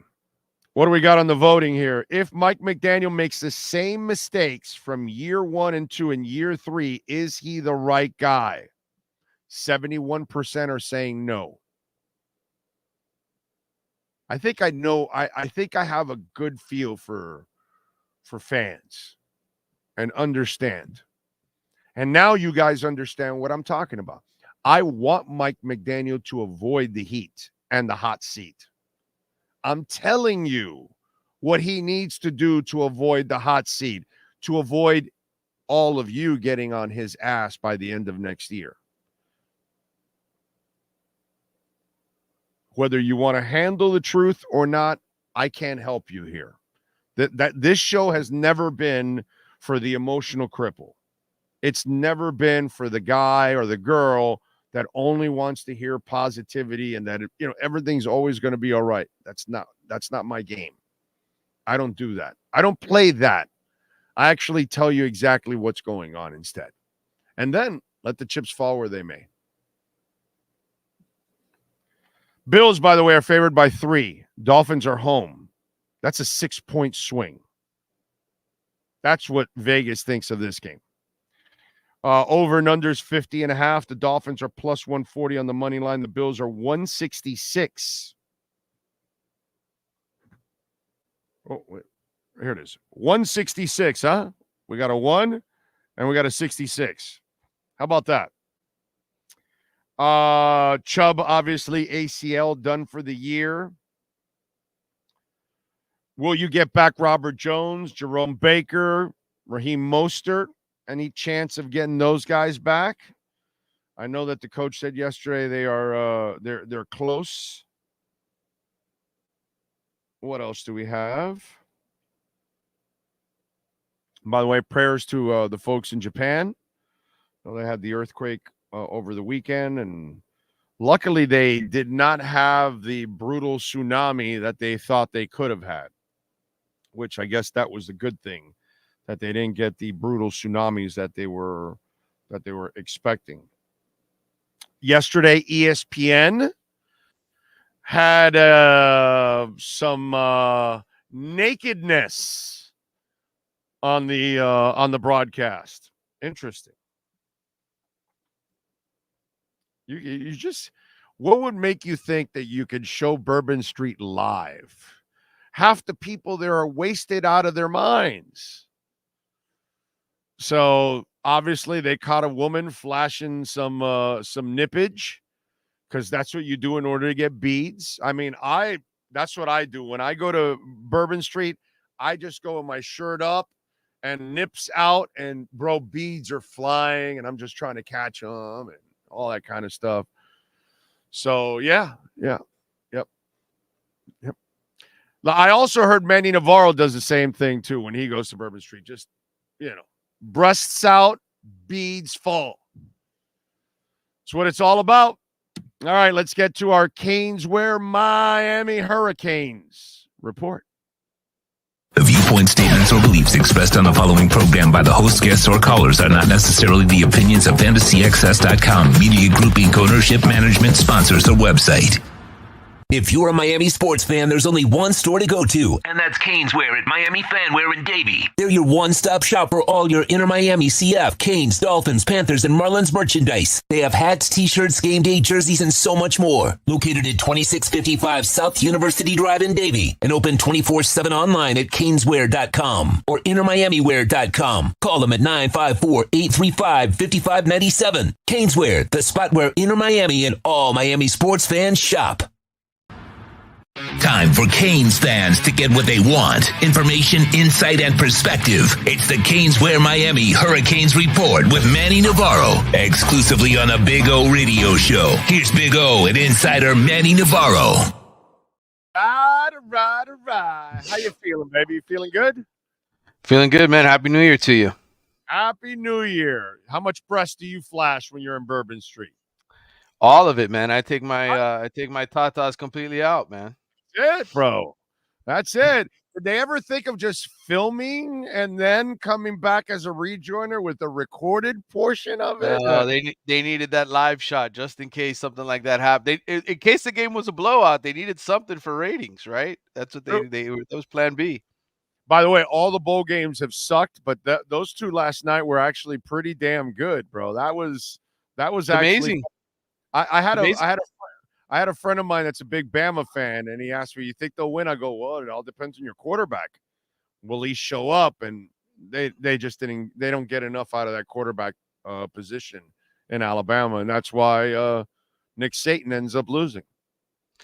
Yeah, I thought I picked Alabama and Texas to both win. I thought talent would eventually win out, but this is one of those years, though, where experience, those COVID years, there's a lot of 6th and 7th year guys that should probably be NFL rookies. Right. Those are the guys that Washington and Michigan loaded up on, and it helped them sort of overcome maybe some of those talent deficiencies. Yeah, and let me tell you, the Penix kid played his ass off, bro, for Washington. So who you got now, Washington or Michigan? I'm going Washington, dude.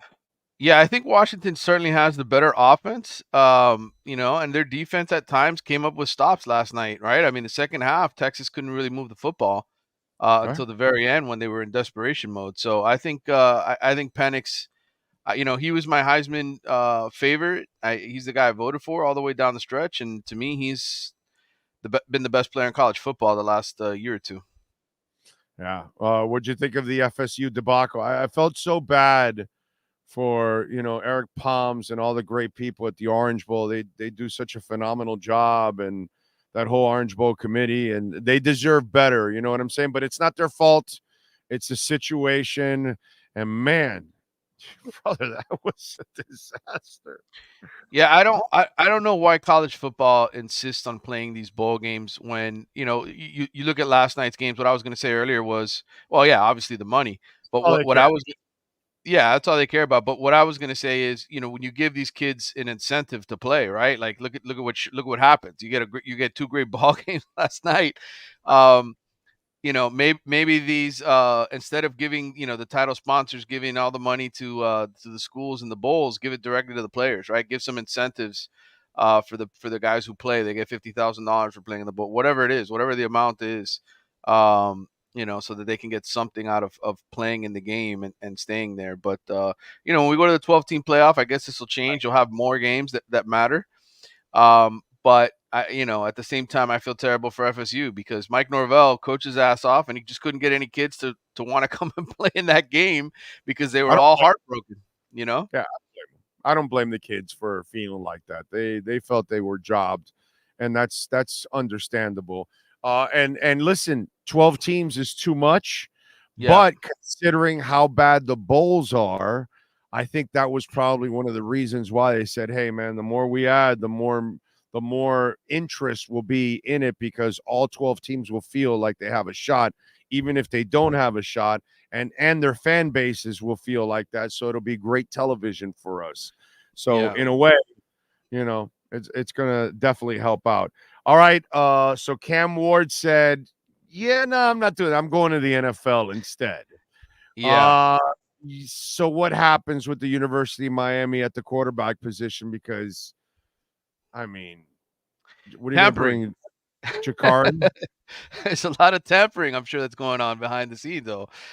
Listen, there's another transfer window, right? This current transfer window closes today. Today's the last day to enter the transfer portal if you want to enroll at a new school for the spring. But after the spring is over, there's going to be guys who were involved in quarterback competitions at other places, at good schools, at Georgia, at Alabama, at wherever, who are going to say, I'm tired of sitting. The University of Miami has a really good paying starting quarterback job. I'm going to enter the portal and see if I join the team over the summer. And so Miami's options look limited right now because there's just not a lot in the way of experienced guys. One guy whose name I tweeted out there last night was Jordan McLeod. He's a Tampa native kid. Obviously, we've seen Michael Penix. He's a Tampa area kid. He's had a pretty good career in college. Jordan played at USF, Arizona, James Madison. He's been around the block. I don't know if Miami kicks the tires on him and seriously considers him as an option. But he's an experienced starter. And then after that, you've got a kid who just jumped in from UNLV, who jumped into the transfer portal late. He's a name that people are sort of kicking around as a potential option. Jaden Mava, not super impressive numbers, only 17 touchdowns. But again, I think to me, what we'll really see is what happens in April and which guys decide to enter the portal then. And I think maybe Miami comes back around and finds somebody then. They better. I mean, nothing against the kid, but Jakari's not the answer. Is he transferring, by the way? Is he heading the portal? He hasn't hit the portal yet. I think if he's smart, he's seen that Miami hasn't signed a guy yet, right? And he sticks around and competes. Part of this is your options. It's who else is offering you a scholarship. He's a Georgia kid. I thought Georgia Tech and Auburn would be two options for him because he's got talent and ability, and maybe he just goes somewhere else where they can do a better job with him.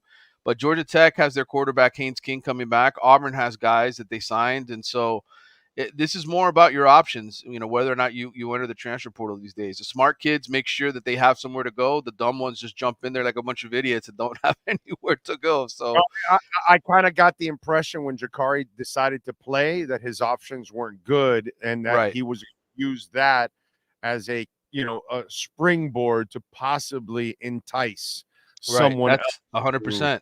100%. That's what it looked like because there was really no reason. I mean, dude, how bad is the Fletcher injury?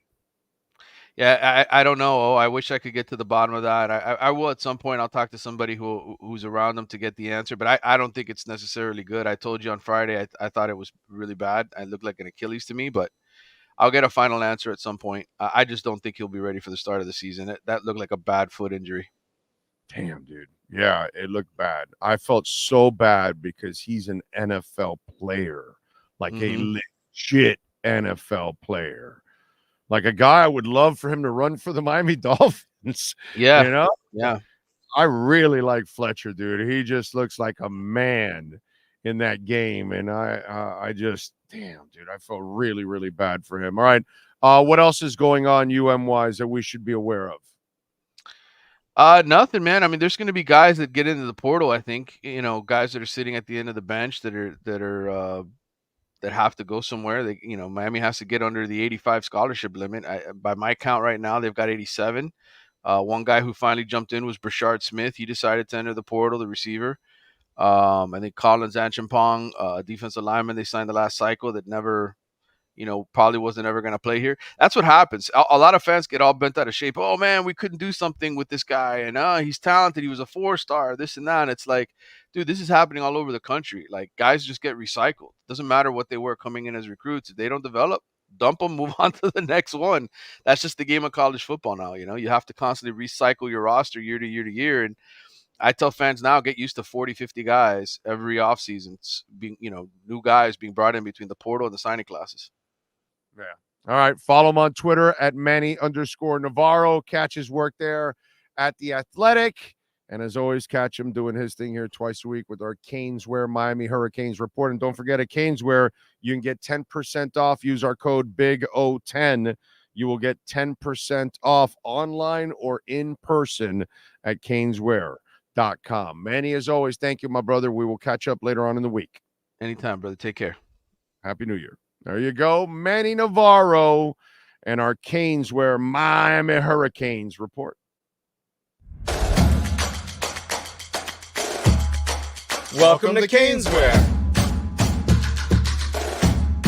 New store, new items, same great experience. Family owned and operated since 2010, Caneswear has the latest merchandise from the Miami Hurricanes, Miami Dolphins, Florida Panthers, Inter Miami CF, and more. Come visit us at our store in Davie on University Drive, just south of 595, or online at Caneswear.com. Caneswear, the spot Miami fans shop.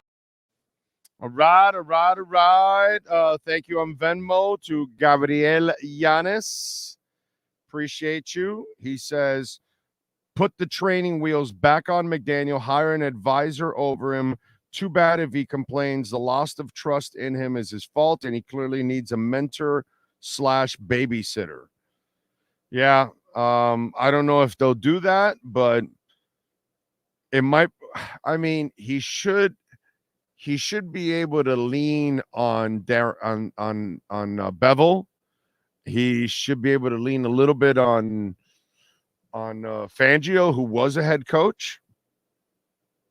I don't know if they would do that, bring in somebody to kind of consult him, but he definitely needs some guidance. I'm telling you, intervention is needed. Okay? Definitely needed. Remember, you can make a donation through Cash App or Venmo at Cash Big O Show. That is Cash Big O Show. Let's see. What do we have here on the chat board? Music at 101 says, I believe with head coach McDaniel, the team is improving each year, but he's still learning. Changing head coaches every year is not what we need this time. Too many of you don't listen. Nobody says to change the head coach. All I'm telling you is, if this continues, at the end of next season, you will all want to fire him. Okay? That's it. That's all I'm saying. It's going to happen. He better change the direction that he's currently going in. Put it that way. How is Greer fine? Guy hasn't done anything but sell tickets and build teams that are a house of cards. Well, his teams are, this is the best talent we've had. I have to, where you're missing out on the complaining of Greer is, and we can't do it yet. Okay. But if you want to complain about something, again, a year from now, if McDaniel has not made the proper improvements and changes, then that's when you can then pick on the front office and say, well, you guys didn't find one in Flo, and you didn't find one McDaniel. You're doing great with the draft and finding talent, but you're not finding the right head coach. Okay? But that can't be said until next year, until this time next year, and then we'll assess how McDaniel, did his job. But that's where everything else the front office is doing is exceptional. They got it. Maybe they got the head coach. You know what I mean? Again, we can't, no one's saying to give up on McDaniel or anything like that. All I'm saying is he needs to change the trajectory that he's on right now. He needs to clean up his game big time. Let's see. Justin Miami beat Dallas after that loss. Just saying. Okay. Greer's the best GM Miami has had in a long time. Yes, he is, dude, 67. It's hard to just trust this team right now. It is. Just the Tuas, I agree with you. I don't trust them because of the head coach. Good coaching can make up for some deficiencies. Yeah. Yeah, but we haven't seen a lot of that here. The only place that they do it on a consistent basis pretty good is offensive line.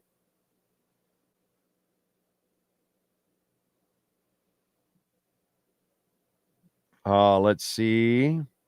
McDermott outcoached McDaniels the last time. Hopefully he has something special this time around. It also helps that Josh had a bad game. He always rises against Miami. Yeah. Unfortunately, he always rises against Miami.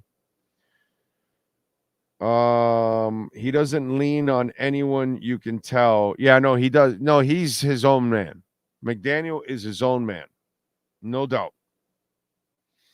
Do we have Ira this week? Yes, at 12:30. Noon, we'll get David Furones, and at 12:30, we will get Ira. Big O, you're right. It's hard to stick up for bad coaching, bro. And let's hope he cleans it up this week. I mean, this year, the next year, especially the next 2 weeks. He needs to have, like, to win against Buffalo this week, McDaniel has to be absolutely on point. On point. I mean, he cannot let up whatsoever. Any little mistake, it will be magnified against a team like that.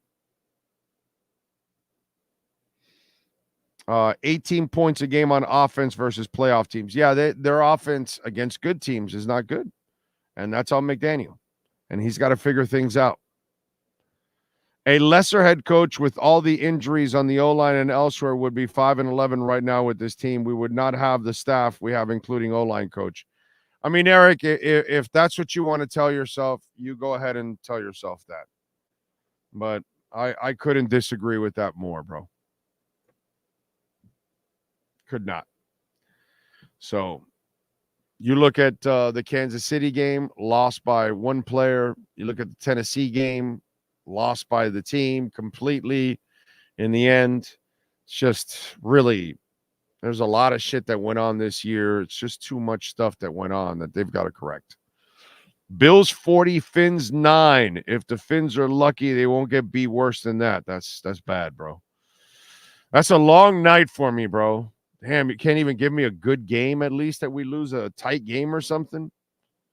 Football's about discipline. McDaniel is too easygoing. Well, his team is not disciplined. That's for sure. McDaniel doesn't run a disciplined football team. He's not really disciplined himself, actually. Oh, do you think it's a lack of heart in big games? They seem to let one bad play snowball all the time.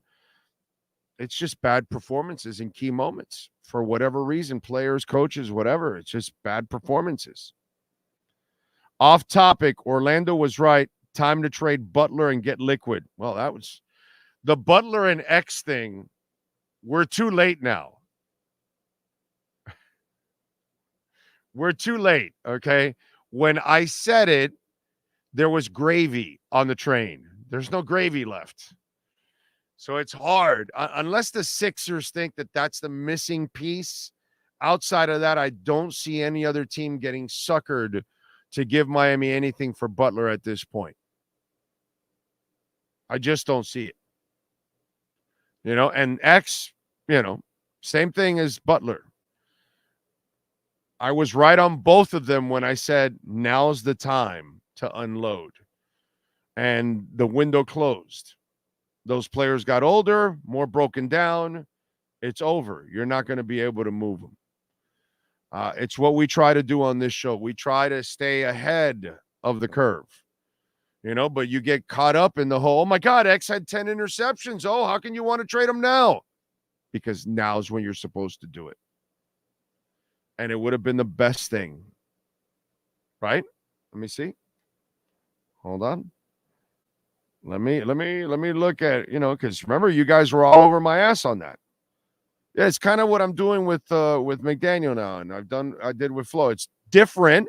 One, I was telling you he was getting fired. This what I'm telling you, he's putting on himself on a track, to do it.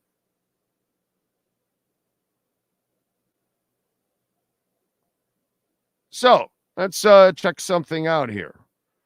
Just throw it out there. So when he had the 10 interceptions that year, right? You know how many he has since then? 7 in 3 years.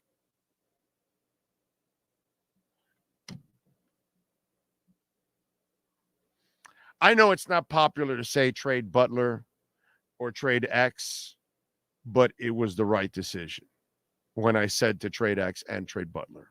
It was the smart decision.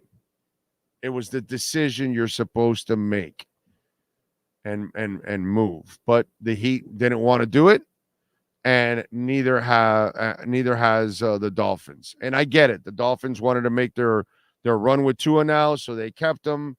They did it. Now they'll unload him this year, but now you're not going to get anything in return. You're just letting him go in free agency. And on the flip side, they wanted to make a run with Butler. I get it, but they never got the other star, which is, again, something I said when they acquired Butler. Not trying to be negative or anything. I said, you won't win a championship, and this will not be as successful if you do not get that other star next to Butler. And they never got that other star, and that's why they never won a title. They did great because they've got the best coach in the business. He squeezes the max out of everything. But it's exactly what we told you. If you don't get that other star, Butler's not a number 1. He cannot carry you like that. He's more of a number 2. They didn't get the number 1, and you didn't win a title. And his body is just breaking down more and more and more. And that's just kind of part of it. How's the poll question going? If Mike McDaniel makes the same mistakes from year 1 and 2 in year 3, is he the right coach? No is still solid at 73%. 27% say yes. So not as many of the blind ass fans as I thought. Pretty good. Pretty good. Definitely wrong there. I expected more blind ass fans there. Fangio is more to blame on defense, seems out of place and poorly prepared. Yeah. And most of Fangio's defenses have not stepped up in the big games. With the Jimmy extension coming up, the Heat can't let history repeat itself and give another brother. The Heat better not give him another extension. That would be catastrophically stupid. Okay. Josh Allen has a passer rating of 110.8 and 3,004 yards, 31 touchdowns, 5 interceptions in 11 games against the Dolphins in his career. So what you're saying is he's terrible. Tua's passer rating of 79.6 with 1281, 5 touchdowns, 5 interceptions in 6 games versus the Bills in his career. There you go. Michael Lombardo, morning, Big O. Happy New Year. Same old shit. I gave up 1-8 against Buffalo. Jimmy will be missing more games and possibly even playoff games too. Look at all last year. He missed some postseason games. Yeah, it's just, whatever. That window's closed. We had a chance to really get something a couple of years ago, and those days are done. Big O, the Dolphins are in better shape than most teams. Obviously, they need to fix some things. Yeah, big time. The coach better fix his stuff. That's for sure. Let me get to a little music and entertainment here. And I do have to give you some crypto. Let's see where we at here. Where we at? Oh, there we go. Birthdays today. January 2nd.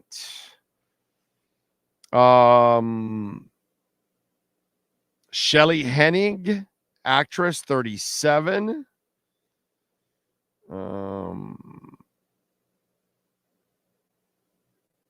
Tay Diggs, movie actor, 53. Jillian Nias, pop singer. So Jillian Nias is a pop singer? I didn't know that. Do you guys know who Jillian Nias is? That's Deshaun Watson's girlfriend. I had no idea she was a pop singer. Has she really done anything? I mean, I can't say I'm Mr. Pop Music. Cole Caulfield, hockey player, 23. Dax Shepard, movie actor, 49. Fernando Tatis, junior, baseball players, 25. Vin Sander, movie actor, is 32. Bridget Williams, movie actress, 17. Cuba Gooding Jr., actor, 56. Kate Bosworth, movie actress, 41. Christy Turlington, model, 55. Let's see. And I guess Danny Miller, soap opera actor, 33. I don't watch soap operas, but I'm sure a bunch of you do. So I guess I'll throw that one out there for you guys. Now, January 2nd in music history. In 71 on this date, George Harrison's album, All Things Must Pass, started a 7-week run at number 1 on the album charts. The achievement made George the first Beatle to score number 1 solo record in America. In 69, authorities in Jersey seized the entire shipment of the John Lennon Yoko Ono album Two Virgins because the cover featured a full frontal nude photograph of the singers. It was eventually sold in record stores wrapped in brown paper.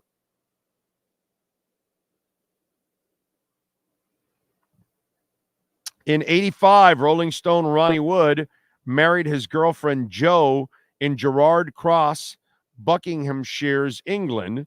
Guests included Keith Richards, Bill Wyman, Charlie Watts, Ringo Starr, Rod Stewart, and Jeff Beck. In 69 on this date, during Led Zeppelin's first North American tour, the band played the first 4 nights at Los Angeles famed Whiskey A Go-Go. They were billed as Led Zeppelin featuring Jimmy Page, formerly of the Yardbirds. The opening act was the Alice Cooper Band.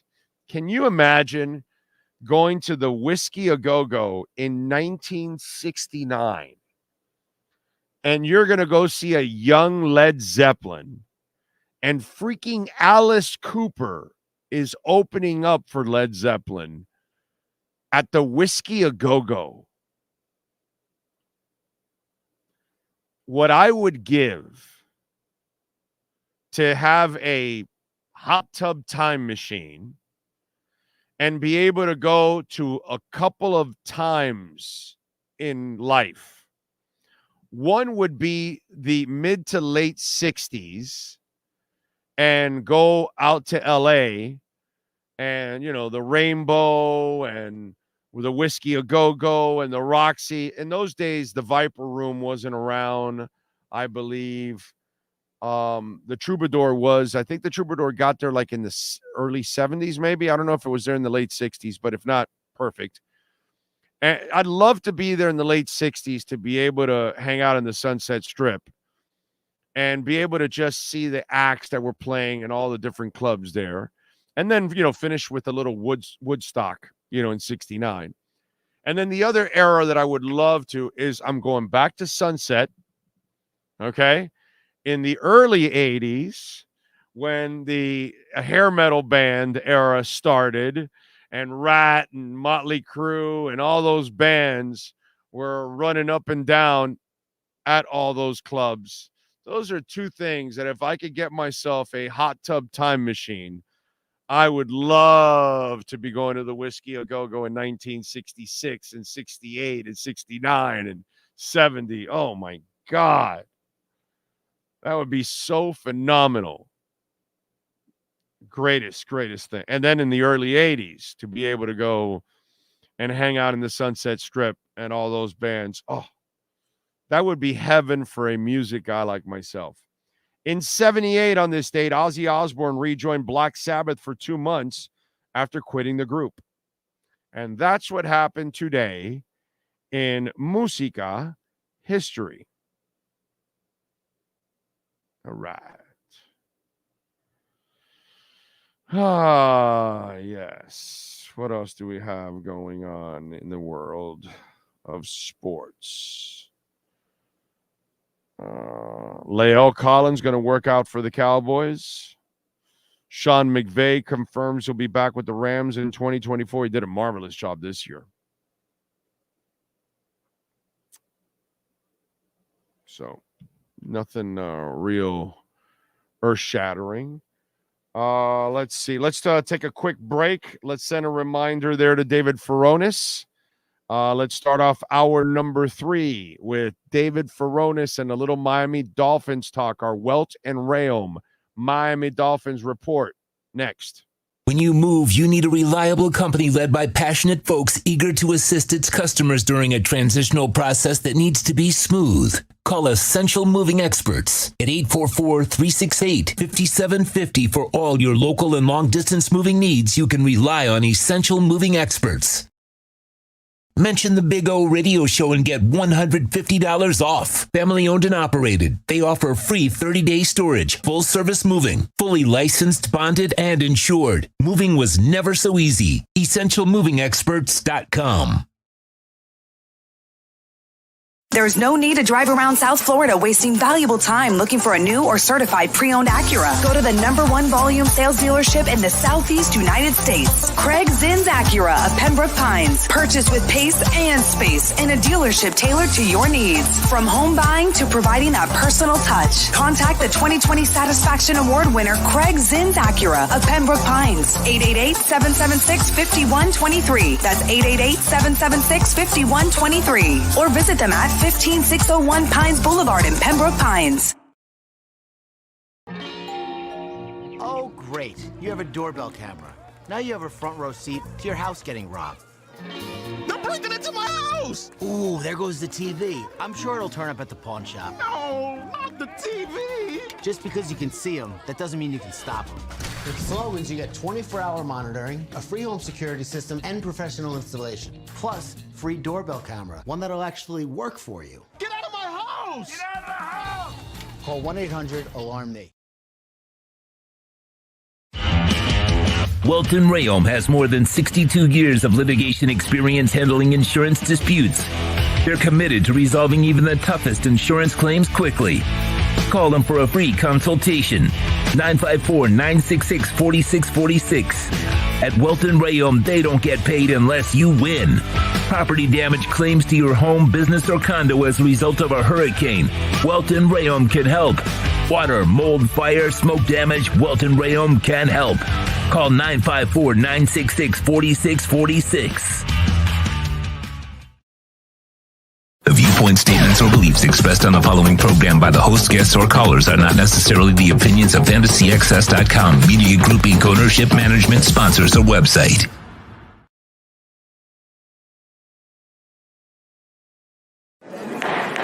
All rise, football fans, as the Welton Rayom Miami Dolphins report with David Furones is in session. Welton Rayom has more than 62 years of litigation experience handling insurance disputes. They are committed to resolving even the toughest insurance claims quickly. Call them for a free consultation. 954-966-4646. Here's Miami Dolphins insider David Furones. Oh, yes, sir. There he is, locked and loaded and ready to go. How you feeling, my man? You feeling good? Yes, sir. Take two over here with a little bit less noisy of an environment as the field at M&T Bank Stadium with all the gardening going on behind me. So let me I'm glad we don't have the mower this time around for our Welton Rayom Miami Dolphins report. So I got a poll question out, and one of the things that I've been talking about is people are jumping to conclusions. I'm not saying that you got to fire the guy or make any changes or anything like that. All I'm saying is the mistakes that Mike McDaniel continues to make, a lot of the same mistakes from last year. And my point is, I've seen this story before. If these mistakes continue through year 3, we're not going to have a pretty ending to year 3. If Mike McDaniel doesn't start winning big games, if he doesn't start cleaning up his decisions, we know he knows offense and he knows quarterback and all that, but the decisions that happen within inside a game, he struggles with it. He struggles with it a lot. And so the poll question is, if Mike McDaniel makes the same mistakes from years 1 and 2 in year 3, by the end of year 3, I expect him to be on a hot seat. Fans, media, people will be losing it because the same issues continue. Do you agree with me or not on that? In that scenario, yes, he would certainly be on a hot seat, especially since this roster is built to compete. So there are expectations. It's not just get into the playoffs. If this season ends and you're the 6th seed and you travel to Kansas City and lose a playoff game, even if it's a tight playoff game, if it's you get the 2 seed and then you lose to Buffalo at home as the first 2 seed to lose, and then you go into year 3 and then some of the same problems persist and you're in the same sort of just middle ground of, okay, you can get into the postseason, but you still can't win a playoff game, and you haven't won a playoff game since 2000. It's 3 years of first round exits. Then yeah, there is definitely a hot seat, especially with the way this roster has been built, where it's exceptional, top to bottom at various positions. Granted, injury depleted right now at a lot of positions, so there is that little excuse built in a little bit, but still, this roster was made to compete, so that is the expectation. So you tell me now, how big is these next 2 games? Because for me, I got to tell you something. It's hard for me to even think of them winning this game because Buffalo has owned them. I actually think they have a shot against Kansas City because Kansas City, they're really not that good. And I can get Jalen Ramsey to like cover Rashee Rice and then just bracket, what's it called? Kelsey. And, you're pretty much, you got a shot in that one. So talk to me about how big these games are for McDaniel. Well, yeah, of course they're huge. Now, here's the thing with looking at the playoff matchups. Sure, maybe on the surface you look at, okay, Kansas City, that might be a more winnable matchup based on what you just said, but you don't want to be the 6 and then have to travel at Kansas City, the 3. You want to be the number 2, where even if it is Buffalo, you're playing at home, and then if you're the number 2, then the whole mood is going to swing because you just watched the Dolphins beat the Bills in that same game. It is hard to do it twice in a row against a divisional opponent, but then everyone's recency bias will start to kick in again. And okay, well, you beat them once against Buffalo, you're going to beat them again. And then you want to advance further. It's not just about, okay, we want the 1 wild card win. So then you're in a better position where as the number 2 seed, you would be at home against Kansas City in the divisional round as opposed to at Kansas City in a wild card round. And then if you win that one, you're at Baltimore in the divisional round as the 6th seed anyway. So the ultimate goal would be to get as many home games as possible and then make that at Baltimore trip as deep into it as possible, which would be, if you're the 2 seed, going over there for the AFC Championship game. So as appealing as it may look a little bit on the surface to play the Chiefs over the Bills in that scenario, you can't think that way because you want the best path to go as deep as possible and then into that. And then you never know what could happen with Baltimore in a divisional round playoff game. Someone could go down. They're facing different circumstances deeper into the postseason than they might end up just resting this week 18, and then they have the wild card round bye anyway. So they'd be rested going into a divisional round game anyway. All right, hindsight's 2020, as always, right? And that's what we are. We're hindsight experts, correct? This is something that nobody in the media is talking about. I think it's an interesting storyline. Maybe you might want to address it. Tyreek Hill, fantastic player, phenomenal player, franchise-type player, MVP caliber type player, but huge Kim Kardashian butt. Okay? Now, in fact, let's go Nicki Minaj, huge butt. Nicki's butt is bigger than Kim's, actually. So I have a feeling you don't like this butt as much as you like those. Well, I like those butts. I like those butts, and I cannot lie. Not the one for Tyreek Hill that you're about to say. No. But this is something that it's not Tyreek's fault. Okay. It's kind of Mike McDaniel's fault to a certain extent, but now he can really see it, and so can I, and so can you. Maybe you don't. Maybe you disagree with me. Maybe others disagree with me out there. It's beautiful to try to go for 2,000 yards. It's great. But now what we've learned is, one, it puts a burden on the player. You wear him down like he is worn down. And two, Tyreek Hill cannot handle the load. Why? Because Tyreek Hill makes way too many mental errors. He drops too many footballs. In fact, he drops too many touchdowns. In 2 years, he's dropped too many touchdowns. And so one of the things that I think has come to light here is it's great for the individual accomplishments. Oh, yeah, let's go for 2,000 yards. But look what it's gotten you. You have dialed your quarterback into a point where he's forced to throw it to him because your offensive coordinator's forcing him to throw it to him. You have worn him out now. He is not healthy at all. I mean, shit, I thought he wasn't going to get up one moment in the game this past week. It was like he was struggling just to get up, and you could tell he's hurting. And he makes too many mental errors with drops and stuff like he did this week again. So, and the aforementioned Kansas City that you might play in the playoffs, all by himself, he lost that game. You know what I'm saying? Is the workload too much for Tyreek Hill? Well, he already does take a lot of snaps off in game, so it's not like he's not a wide receiver that's out there every play. If you go through snap counts, you'll see that as far as for a number one receiver goes, that there are a lot of plays where he's off the field. Oftentimes it's running plays. Sometimes that could be a little bit of a tell.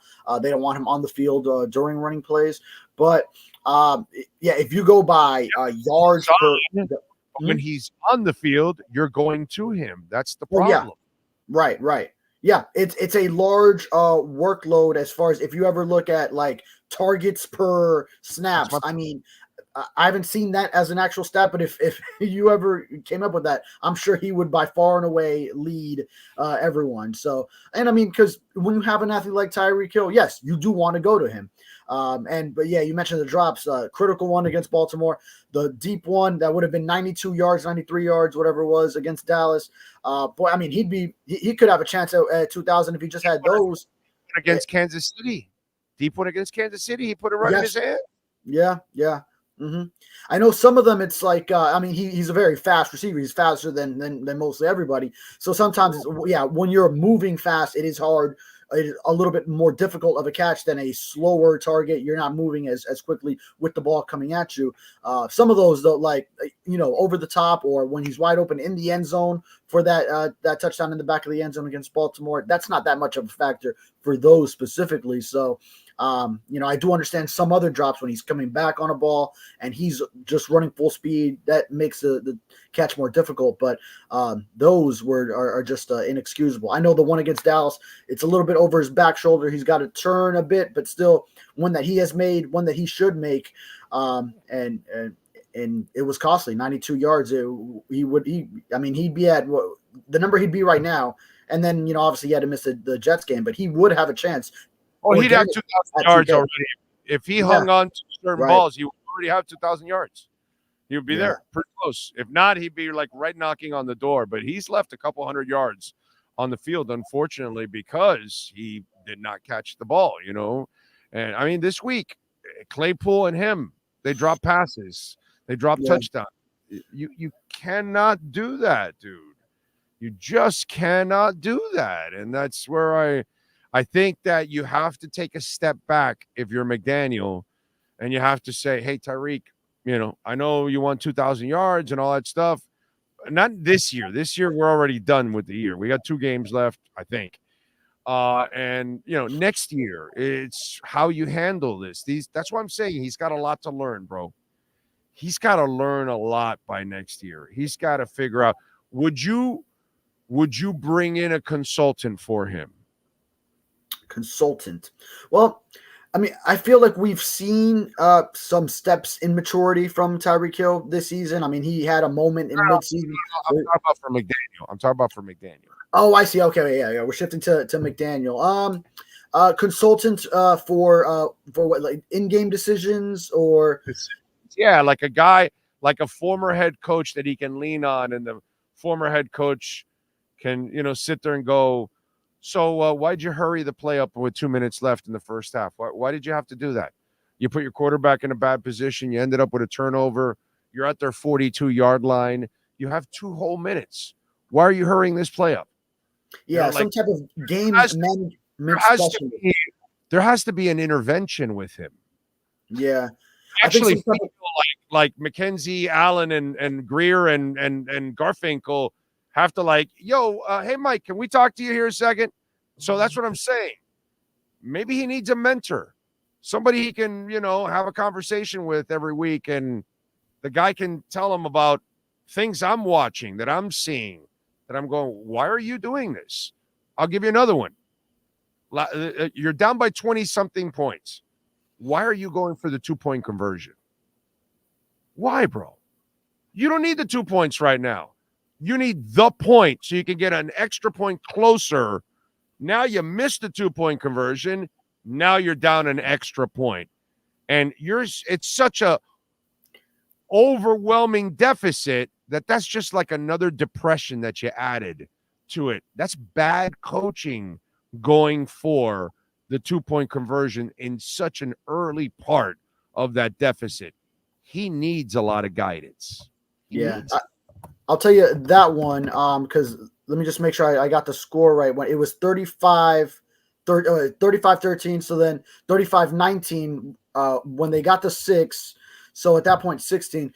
So his mindset is he looks at these comebacks in like far in advance. Is that if you get the 2, now you are at 35-21 at 14. He wants to go for 2 on the next one. So then you're the same way Mike Vrabel did against them. At that point, you're down 6 and you're going for the win with another touchdown. Right. And then you need another 2 if not. Well, but you shouldn't even be thinking that at that moment you don't need the 2. You just take the 1, and then that still puts you 15 points behind. You're still going to need the 2-point convert, but you still need 2 more touchdowns. You have half the third quarter left, the entire fourth quarter left. Your defense might get a pick 6. You don't know how the rest of the game is going to develop. Why go for the 2 at that moment? It's like the week before. You don't take the 3 points early, and then at the end of the game, you have to drive for 3 in order to decide the game. You would have already had the 3. You know what I mean? It's just there are things that he does that just make no sense to me. And at that moment, there was no reason to go for 2. You're so far behind. Take the 1 now. As you get closer, then you can go for the 2. And if you wanted to do what you were talking about, then the next 2 scores, you go for 2. You know what I'm saying? Well, that's why he wanted access to that, whether he gets the 2 or not. So then you let the rest of the game determine. So then he was down 16 without it. Still now you're forced. Now you need the 2. The rest of the way. No, yeah. I mean, there's always going to be a give and take on those. So in his mind, he felt the benefit outweighed the drop off. A lot of people traditionally would view it the same way you do, and then at the end, it's a moot point if you don't even end up scoring the 2 touchdowns anyway. But just on the point of the common sense, like me, you take the point this week, you take the 3 points last week. I mean, it's just common sense, bro. Yeah, common sense. Take the points, bro. He did this a few weeks back when he was on the road. And I forgot what game it was, and he did the same shit again. And it was like, yo, dude, you're on the road. Take the points. Are you thinking week 4 at Buffalo? I feel like we had this conversation week 4 at Buffalo. Maybe. I'm not sure. I forgot what it was. That far ago? Wow. I thought it was maybe 6 weeks ago or 6 weeks ago. It was that long. There was one decision like that in that game. Yeah. I remember there was a road one where it's like, yo, dude, you're on the road. Take the fucking points. And that's where I now, the thing is, would he accept some kind of guidance? That may not be in his ego. Well, I don't look at Mike McDaniel as someone that has sort of that much of an ego as far as listening to people in the room. Because I mean, I think he hired a defensive mind like Vic Fangio, who is much older than him, much more experienced. That some people could question, oh, could a young coach handle maybe the ego in that direction of a defensive coordinator that's been around this long? So, I think he's a former head coach, Fangio, and he likes having that type of experienced guy on the other side of the ball. Let him handle the defense. So, I don't think he's sort of scared of having that sort of dominant voice in the room either. But as far as a game management consultant, that could be a good thing for him, because also the challenge is he's 2 of 12 now on his career. It's 2 seasons now. He was 1 of 6 last year. With the latest missed challenge, he's 1 of 6 this year. That's 2 of 12 total. So maybe a better process needs to happen on those challenges. Actually, really ask him honestly. He's really 1 of 13. Right. Yeah, you mentioned because the other one was a special teams one that Danny Crossman just knew they had the he won a challenge by accident because Danny Crossman, his useless special teams coach, which he kept, another bad decision. Had 10 men on the field, not 12. So the man that was running off the field was the 11th man. Right, the 11th coming off the 10th. Tells you when somebody's running off the field, you assume it was the 12th man because you can't count them so quickly, because none of us really do that. And neither does the coach, by the way. And so he throws a flag, and by luck, he won that challenge. So really, in 13 challenges, he's really won 1, which is, pretty sad on its own. By the way, on the ego thing. So what was his reaction when you said, why don't you give Tua a little bit more leeway to call plays? Why don't you give Tua a little more leeway to call plays? Yeah, audibles and all that. And then what did he say?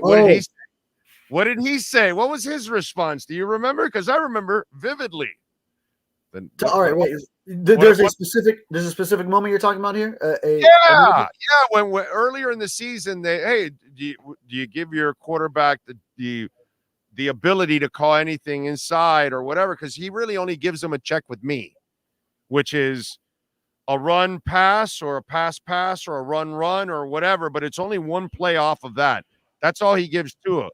So it was asked like, hey, would you give your quarterback, the ability to change any play? And then he would go, well, then what am I here for? You don't remember? Yeah. Yeah, I'd have to go back and find that one. Yeah, now it's Go back and find it. You remember when it was? It was, huh? You remember when it was? Easily early part of the season. Early part of this season, okay. Maybe in the preseason or something. I don't know, but it was okay. At one point or another, just there's some kind of conversation in your notes somewhere about, Tua calling his own plays, or do you do that? And then you'll see his reaction. Like it was funny, it was like, well, then what am I here for? You know what I mean? That kind of stuff. So he didn't use an attitude about it. He used his normal humor to kind of, what's that called? Disarm everybody. It's like Pat Riley was the best at that. Pat Riley could disarm the media better than anybody in the world. You would be there sitting there waiting for Pat. Okay. All right. We got to ask him why he screwed up here. Why did he do this? And Pat Riley comes in and he'll sit down and he'll go, no, I screwed up here. I did this and I should have done that. And he just disarms your ass right away. He knows exactly what you're going to ask him, and he'll right away. And you're like, shit, dude. There's also a credit over there to Tim Donovan. Great PR leader. Yeah. Yeah, right. Yeah, he's a man. Him and Rob Wilson. Oh, are you kidding? And Nick, their PR staff is the highest level PR staff that exists in sports, dude. Those people are top notch, bro. Top notch. Yeah. Phenomenal group of guys. But hey, I give Mike McDaniel a lot of credit for the same way he comes in prepared and ability as a young coach, head coach that now he's 2 years into those types of settings. And he disarms the media in a similar way where you ask him a tough question and then it'll be sort of that patented humor that, a joke that either he came in like knowing he's going to use for that question, or sometimes it's like it's got to be on the spot. There was no way he thought of that before. There was no way he could have been prepared just to say it. And then he gets a laugh out of you, and then you're already like in a different state. Ira's coming up, but Riley was a master at that. Absolute master. He was always playing chess. He knew exactly where we were going to come from at one point or another. Ask him questions, and he could disarm us right away with that stuff. Overall. All right. What's your gut tell you about this week? Early part of the week with Miami. What do you think against Buffalo? Yeah. I'm giving them a 5% chance, really. To be quite honest, 5% chance. Yeah, a 5%. That any NFL team gets 5% because any team can win on any given day. It is true. So you have that low. You have the minimum percentage that you can give a team going into a game. Yeah, pretty much, because unfortunately the head coach has not shown me a difference maker in these kind of games. And, like the guy I got coming up, he follows a guy that guy's a difference maker. See, Eric Spoelstra could beat anybody with anybody. Eric Spoelstra is like Shula and Bum Phillips. You know what Bum Phillips said about Shula one day, right? He can beat hisin with yoursin and yoursin with hisin. That's Eric Spoelstra. You know what I'm saying? Mike McDaniel's not that guy. He can't beat hisin with yoursin and yoursin with hisin. Can't do it. I like that. That's like a friend of mine growing up that was really good at Madden. He would beat your ass in the first half, and then he'd say, all right, let's switch teams. And then he'd make a comeback on the lead that he had just established and come all the way back with the guys you were losing with. Right. All right, my gut feeling. Old guy, I love that I can reference Spo to Shula now. I fucking love that. Because I always go back to Shula. I always have to go back to Riley. I have to go back to Ron Frazier. Now I've got Larinaga and Spo. You know what I mean? Yeah. I got like newer references because young kids are like, well, dude, I didn't watch Riley. I didn't see Ron Frazier. In fact, who the hell is that? You know what I mean? Like, they don't know the Wizard. So I love that I have younger references now because before I didn't have them. Boy, it just hit me hard right there that you said young kids haven't watched Riley. And I'm like, oh, shit, that means I'm old now because I watched a lot of Riley. Yeah, you watch Riley. Coaching. Yeah. Watch Riley. They didn't see Ron Frazier. They didn't see Don Shula. They don't know those monsters. You know what I'm saying? They only know now Spo and Larinaga. Those are the monster coaches in our town right now. Those are the guys. All right, quickly, I got to go to Ira. What do you got? You think they're going to win this week? All right. The easy path would be to say that they cannot win after what we just witnessed on Sunday in Baltimore. But this team has also bounced back from every loss. They're at home. The Buffalo Bills haven't looked that impressive in recent weeks, squeaking by the Chargers, just barely beating the Patriots. So I'm not overly impressed with them. The Bills have been splitting with the Jets and the Patriots in the division. It would be embarrassing if the Dolphins are the one team to get swept by Buffalo. I think somehow they pull it out, knowing that this is a team, a roster that should be number 2 and winning the AFC East. And I feel like maybe we know that it's Pittsburgh because they'll be playing on Saturday, and then that's the matchup if they win instead of a rematch against Buffalo. We'll know the exact scenario once we go into Sunday night. I have them pulling out somehow, even without Chubb and maybe X is out. I have them pulling out a close one, and the Dolphins end up getting the 2 seed and winning the AFC East. Call our friends at Welton Rayom. They got an office in Hollywood. They also have an office in the Keys, folks, okay? And I know we're done with hurricane season, so save the number, 954-966-4646. But we're not done with storms. And as you've noticed, you can get hit by a storm that all of a sudden brings a ton of water, okay? And then we got water damage. So if you have homeowner property damage, condo damage, please call Welton Rayom if you're dealing with business owner claims, commercial litigation, personal injury, bankruptcy. Call Welton Rayom. They are phenomenal. They did great work for us.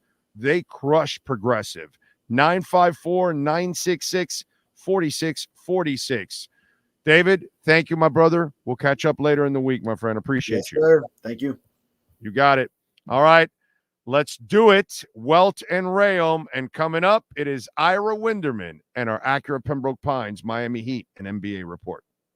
This has been another session of the Welton Rayom Miami Dolphins Report with David Furones. At Welton Rayom, they don't get paid unless you win. They handle complex personal injury claims caused by the fault of another in both state and federal courts. They handle auto, trucking, motorcycle slip and fall, and bicycle accidents. Call 954-966-4646. Welton Rayom can help. Keep fans. Time for the best insight of your favorite team with insider Ira Winderman, exclusively on the Big O Radio Show. It's the Acura of Pembroke Pines Miami Heat and NBA report. Here's Ira Winderman. Out in the West Coast, In-N-Out Burger. Yay? No. A little bit too busy covering basketball, but today I may get a little bit of extra time. So, that's usually the plan. Southwest Whataburger, out west here, In-N-Out Burger. So I try to get them all covered, and we'll have the comparison a little later in the season. God, I was in Vegas. What was it, Sean? A couple of weeks ago for the U2 stuff, and I ate In-N-Out like 3 days in a row. It's just like I can't help it. I love it. They're so tasty, man. You know what? There's that In-N-Out Burger on the strip right behind the link there. When you're walking along there, I always go down that corridor beside the Flamingo, and I'm like, when I walk the strip, it's like you'll see me. I'm the guy holding the burger in his hand. By the way, you've been around. You were listening to a little bit of that David Furones conversation.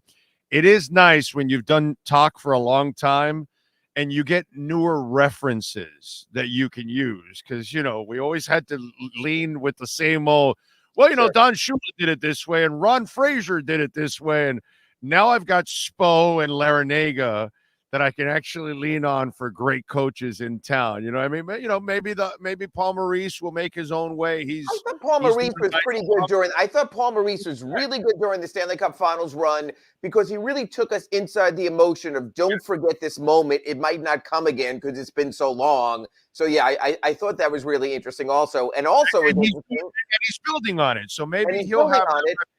And you know what's interesting also? Skip Schumacher was at the game last night, was around the Heat locker room before the game. What I love to see is that there's not an arrogance of coaching and managing, that these guys do interact and they understand they're all together. So you'll hear talk about not only even Jimmy Larinaga, but Dusty May up at FAU also, and the coach in Nova down here and what they're doing. Crutchfield and Nova. Yeah, Jim Crutchfield. And it's just nice to see that they're all in it together. It used to be, even like I thought the Dolphins originally, when all these teams, when the Heat and then the Panthers and the Marlins came, they were guarding their turf. It's nice to see them more wide open. Look, there's nothing like the presence of Mike McDaniel waving a towel at Heat playoff games and showing that he's part of the crowd also. So I really do enjoy that now. Yeah. Yeah, it started to get looser with the Riley, Doug McClain era and all that kind of stuff. That's when it started to get looser, around here, because those guys interacted and all that kind of stuff. By the way, I was talking about how Riley could easily disarm us in press conferences all the time. He used to do that. He was a master at all of that. You'd be ready to ask those questions, and he would own the room. Yeah. It's like gut you out right away. You're like, okay, he answered it. All right, we got our answer. But you know what? Also, one thing about Pat Riley, and I think like David Furones referenced that in his report just now also, is Pat came prepared almost like a politician. Like when you see the White House briefings, they have that big notebook. Pat up here had that all. He goes, okay, Ira's going to ask me why we don't have another point guard. I'm going to have my answer. He knew what was coming, and he knew how to do it. Pat Riley never answered the question. He answered the answer. He came in knowing what he would say. There were never moments, accidental moments. When he was talking about hidden smiles and hidden emojis about LeBron leaving, he knew he was going to say that. When he walked in and talked about, hey, I want to see Eric Spoelstra try to work with Bam and Hassan. He knew he was putting that out there. He knew when he was tightening the screws on Stan Van Gundy. There's no accidental Pat Riley press conferences, and that's why very rarely with Pat did we have those impromptu moments. He wanted it to be like a White House briefing, sort of like Mike McDaniel comes in. He's up at 2:30 in the morning. He's preparing for that also. He knows what the agenda is going to be. And what I like is on Hard Knocks, he even tells that to his players. He goes, I don't want to hear about playoff seeding. I don't want to hear about anything. It's about this week's game. Let me handle the media. So I really like that Hard Knocks took us inside this season. So now we sort of know how the soup is made also. Yeah. Shrinking violets. Riley knows what he's doing when he does it. That's been my favorite coach to cover. Riley was so phenomenal to cover. All right, last night, I mean, the injuries, catching up a little bit here to Miami. Bam obviously was working his ass off. I know he didn't shoot a great percentage. But he got to the foul line to compensate. But he got to the foul line, and it was just kind of a rough night. Tyler had a rough night. In fact, Tyler should have only shot threes last night. He was good on threes. That's true also. But you know what, they go, and I wrote this in a column I just posted at sunsentinel.com. You can't judge this Heat team with these guys out for this reason. Right. Their top four perimeter defenders, Jimmy Butler, Caleb Martin, Haywood Highsmith, and Josh Richardson, were out. Well, you don't want that against Kawhi Leonard, Paul George, Russell Westbrook, James Harden. You're screwed. Matter of fact, I'm going to give you, because I know you like to be forward thinking and are accurate with Pembroke Pines reports. They got the Lakers tomorrow back at Crypto.com Arena, the former Staples Center. Think about this. When you typically play the Lakers, probably the initial defender would be Caleb Martin. Probably he would be followed by Haywood Highsmith. This year's roster, you'd see some Josh Richardson, and then at the moments of truth in the fourth quarter, Jimmy Butler would take the assignment. They're without those four guys tomorrow. So you might tell me, hey, Ira, Bam Adebayo, put him on him. He's a great 1-5 defender. And Big O, that's fine. But who the hell guards Anthony Davis then? You can't play without your top defenders, just like you can't play without your top scorers. So Heat Nation, exhale. Last night wasn't good. Tomorrow might not be good. Phoenix might not be good with Durant and Booker and Beal. They'll get these guys better. They'll be who they are. Eric Spoelstra, like we talked about press conferences, he's always going to say he has enough. I've always said this, Big O. I would love a portable lie detector to take out West. Okay, Eric, put these on. Now tell me that you think you have enough. He's a basketball savant. He has to know better, right? No, you should. Now, let me ask you something. Can we get Caleb Martin to go visit like a little old lady in Hialeah? Maybe she can come up with some kind of Santeria to help the kid and keep him healthy, because poor Caleb Martin, dude, he has a problem with getting injured. Yes. And I mentioned before in our Accurate Pembroke Pines reports why I think so. I think with Caleb Martin, he's such an explosive player that he's too explosive, Big O. That a guy like that who tries to do that, we see the dunks and what he tries to do there. Sometimes you need to pull back a little so you avoid those type of situations. Just like Tyler Hero, play smarter. Don't dive for the ball in Milwaukee and break your hand. Maybe don't push as hard against the Grizzlies and twist the ankles. We want our players to do it all, and we also want them to be available every game. The older players, there's a story. When Karl Malone was with the Utah Jazz, and he was there with Adrian Dantley, one of the things he told him is, never dive for loose balls, because no one's going to pay you if you're injured and not the player you are. So understand also when to make your moment. Hey, on a final play like last night, Alabama, Michigan, you put everything into it. It's the moment. On other plays, maybe you dial back. I think Caleb Martin is too explosive for his own good. I don't know, man, but they better start doing some yoga or something with the kid, or it's just like I feel so bad for him. No, it's like someone has a doll with the pins and they're sticking it in the ankle and they're sticking it in the shoulder, and every time you turn around, it's something. And man, he feels terrible. I spoke to him before the game here in the locker room yesterday, and he said the same thing. He goes, "It hurts on the outside a little, it hurts on the inside." He wants to be out there. I will say this, because I know these guys. They are doing everything possible to try to get back. Josh Richardson didn't come here to sit on the bench. Josh Richardson's never had a back issue before. he wants to be out there. Haywood Highsmith tried to travel with the team and play through a concussion. We all saw what happened on that play with Colin Sexton at the end on Saturday. That was a, I covered Mike Tyson. That was a knockout. He was woozy. He was held back to his corner. You throw in the towel. So some of this stuff is happenstance, but the bottom line is this isn't the real Heat. And man, tomorrow when they come out and have to defend LeBron, I don't know with who. God bless you, Jaime Jaquez Jr., and welcome to the NBA. Yeah, big time. And even my my boy started yesterday, Jamal Cain. He's had some moments there. You know what I mean? Let me ask you something about Bam. Okay. I love his aggressiveness. There's only one tweak I would have to his game. Okay. Bring him a little closer offensively, because I don't think he shoots on average for a big man.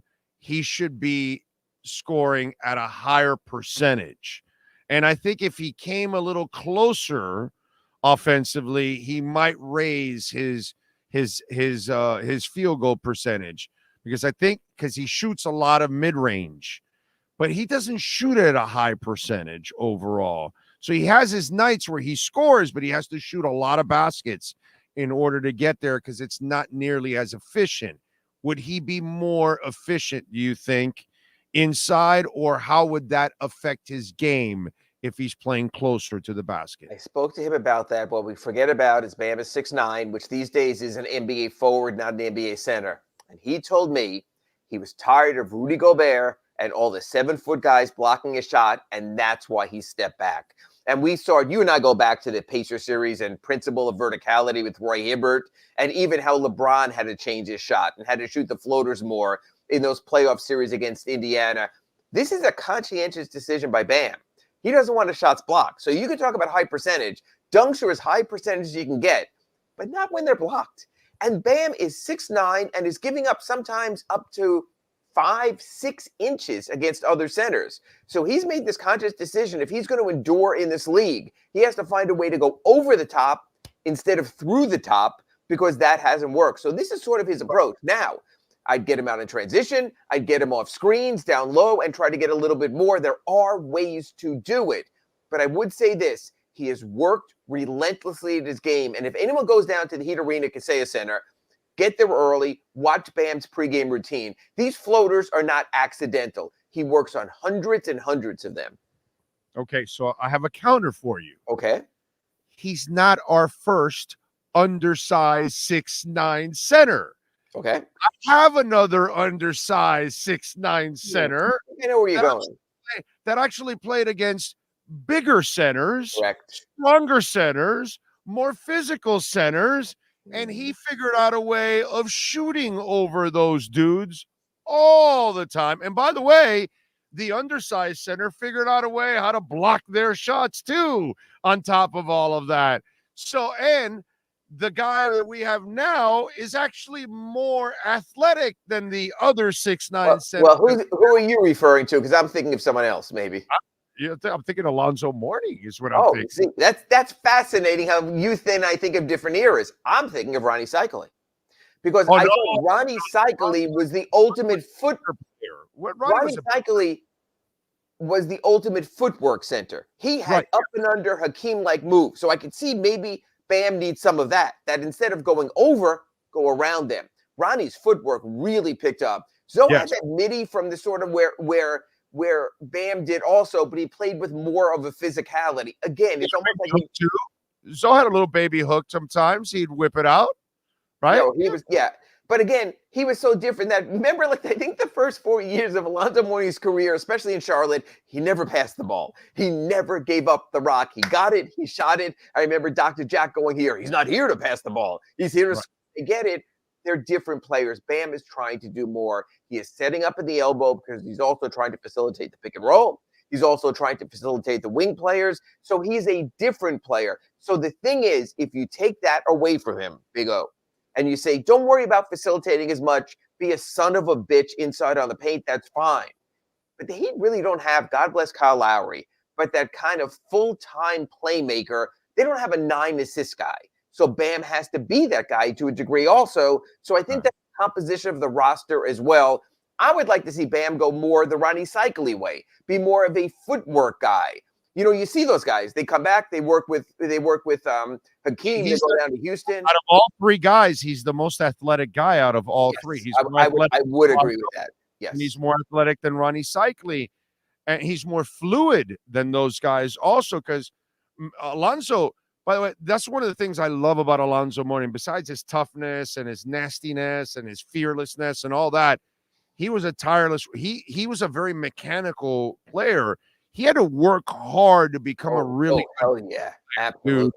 And he became a great post player, and he knew how to use his body against bigger players. And that's why when I look at Bam, I see more of a shifty cat. So I think he can actually get to spots that Zoe could never get to. Through quickness and agility, not through strength. Right. And handle. Bam's handle's better than Zoe's handle and better than Ronnie Cycli's handle. That's why I'm saying that's why I'd like him, his athleticism, his length, I think is something that he could use to his advantage to get closer to the basket and get cleaner shots for himself. That's the way I look at it. I don't know why he doesn't do it. I think you will agree with this. Bam continues to grow in his seventh season. So he can get to where you want him to do. The one thing I don't want to see is a guy who stagnates. I thought Hassan Whiteside stagnated. He was what he was. As long as Bam continues to grow, maybe a year from now in our accurate Pembroke Pines report, when they're selling flying cars out there in the lot, we'll be here in the future and we'll be talking about, hey, look at what Bam's doing right now. That's all I ask, Big O, is that players continue to evolve and to grow. Bam has done that arguably as much as any Miami Heat center, including Alonzo. This year, he's done something he hasn't done in any other year. He has stayed aggressive offensively every single night. I have not seen passive offensive Bam show up much this season, and I'm really proud of that because to me, that's what he's missing to become that franchise guy. He has to be a dog every night offensively, and that's the only reason why I brought up that I'd like for him to play a little closer because I think that his efficiency numbers will skyrocket if he plays a little closer. And my counter to that would be, but would the team's efficiency numbers, do they need him facilitating at the elbow? Eric Spoelstra has to throw that all in the cauldron and then work from there. Yeah, it's a great point. He has so many other responsibilities. He does. It's crazy on defense. Yeah. I mean, Eric Spoelstra last night was just talking to us about how defense at the point of attack has been terrible, which is not surprising when your top defenders out there are Tyler Hero and Duncan Robinson and Kyle Lowry. So Bam not only has to be in the perimeter, he has to be the back line of defense. He has to be it all. They need Caleb and Haywood and Josh and Jimmy back because Bam needs a damn break. It's almost like get those four back and give Bam a night off. He certainly merited it. Amen. All right, what do you got going on the Sun Sentinel? Well, I wrote that column I spoke to you about that, hey, don't judge the Heat right now without the top four perimeter defenders. Couldn't have come at a worse time, but they will come around. It'll come together. Working on a story about Jaime Jaquez, I felt so good for him. I know they didn't get the win. It was Mexican Heritage Night. He got a loud, rousing ovation. They love him here. And I love what he said in the story I posted yesterday in the Sun Sentinel. He also realized he played scholastically at Camarillo, about 50 miles from here in Los Angeles. Of course, he played at UCLA. He said he had to get away from home to become himself. And I got to tell you, you're seeing this kid really become a man this season. The responsibilities he's taken on as a rookie in the NBA, he's so polished already. And when you hear him talk, he knows how to do it. He knows the drill. He's going to be a special guy for a year to come. I can't see how he doesn't make all rookie. So I did a story about him going back to LA, and he'll have one more chance tomorrow. And he said, look, I enjoyed the homecoming, but I'd rather get a W. Maybe I get that on Wednesday against the Lakers. I think it's one of the coolest campuses I've ever seen, UCLA, and that little town area that they have. Oh, it is absolutely. When I go to Westwood, it is gorgeous. Yeah. It's awesome, dude. I mean, when you go there and they offer you a scholarship, I don't even know how you turn down that place in any sport. Once you watch that play, like, why wouldn't you want to be at UCLA? It's such a cool place, man. And it's not the prototypical college for this reason. Sort of like it doesn't have the football stadium on campus. You know, so many of these big campuses, you go to Florida, Florida State, even UCF, they're dominated by the football stadium. This has more of a homey feel because they go out and then they play their games in the Rose Bowl. And it's sort of interesting because their fans do travel out to the remote stadium as we talk about that UM stadium for decades going on now. Yeah. Yeah, it is what it is. All right, follow him on Twitter at Ira Heatbeat and catch his exceptional work there at the South Florida Sun Sentinel. Ira, as always, thank you, my friend. We will catch up next week, and Happy New Year. Catch you next week back home, and Happy New Year to everyone out there, and catch you next week in our Acura Pembroke Pines report. Thanks, Big O. Thank you, sir. Appreciate it. Ira Winderman. Don't forget, 15601 Pines Boulevard, just off of I-75 in Pines. And if you own or lease an Acura, you can also get it serviced there. Mike Chan, Jordan Ferber, they do absolutely amazing work. So if you own one or lease one, go on out there. They will take care of it. They got some lease specials going on right now. The new Integra 2024, 3.9% financing for 36 months, $329 a month. The 2023 TLX, we still have some, $399 a month, 3.9% financing for 36 months. The 2024 all-new MDX, we got an MDX in our house, $529 a month, 3.9% financing for 36 months. And the TLX, the S-Type, oh, man, that is a beautiful vehicle. You should check out the champagne one. And they've got a red one there that's nasty. Well, maybe they sold it. I don't know. But it was there last week when I saw it. And it is beautiful. The champagne and the red in the TLX. It is, oh, God. They really did a nice job there. So go check it out. 15601 Pines Boulevard, just off of I-75 in Pines. Finest dealership in the business, baby. It is Craig Zinn's Acura of Pembroke Pines. You've been listening to the Acura of Pembroke Pines Miami Heat and NBA Report with Ira Winderman. When you're looking for award-winning service and great deals from the #1 volume Acura sales dealership in the Southeast United States, you go to Craig Zinn Acura of Pembroke Pines at 15601 Pines Boulevard in Pembroke Pines. Let's see if this week during Hard Knocks they dedicate 1 minute to TD celebrations and not beating the Bills. It will show on Sunday. Durham Smythe yesterday, 3 targets, 3 receptions, 54 yards. In December, Smythe has 15 targets, 14 receptions, 158 yards. Tua needs to pass more to Durham Smythe. McDaniel needs to call more plays for other people not named Tyreek Hill. Okay? And not named Jeff Wilson. No more Jeff Wilson as a receiver. Let's put people in positions to play to their strengths. Okay? So, let's see. What else? Big O, you perfectly explained the it factor when you say the great QBs know when to change the play call. The coach said, no, it's not so much the great QBs. It's the mature QBs. Understand that every call cannot be made. You can't, you just know. There's moments you're going to have to ad lib. There's moments you're going to have to change the play.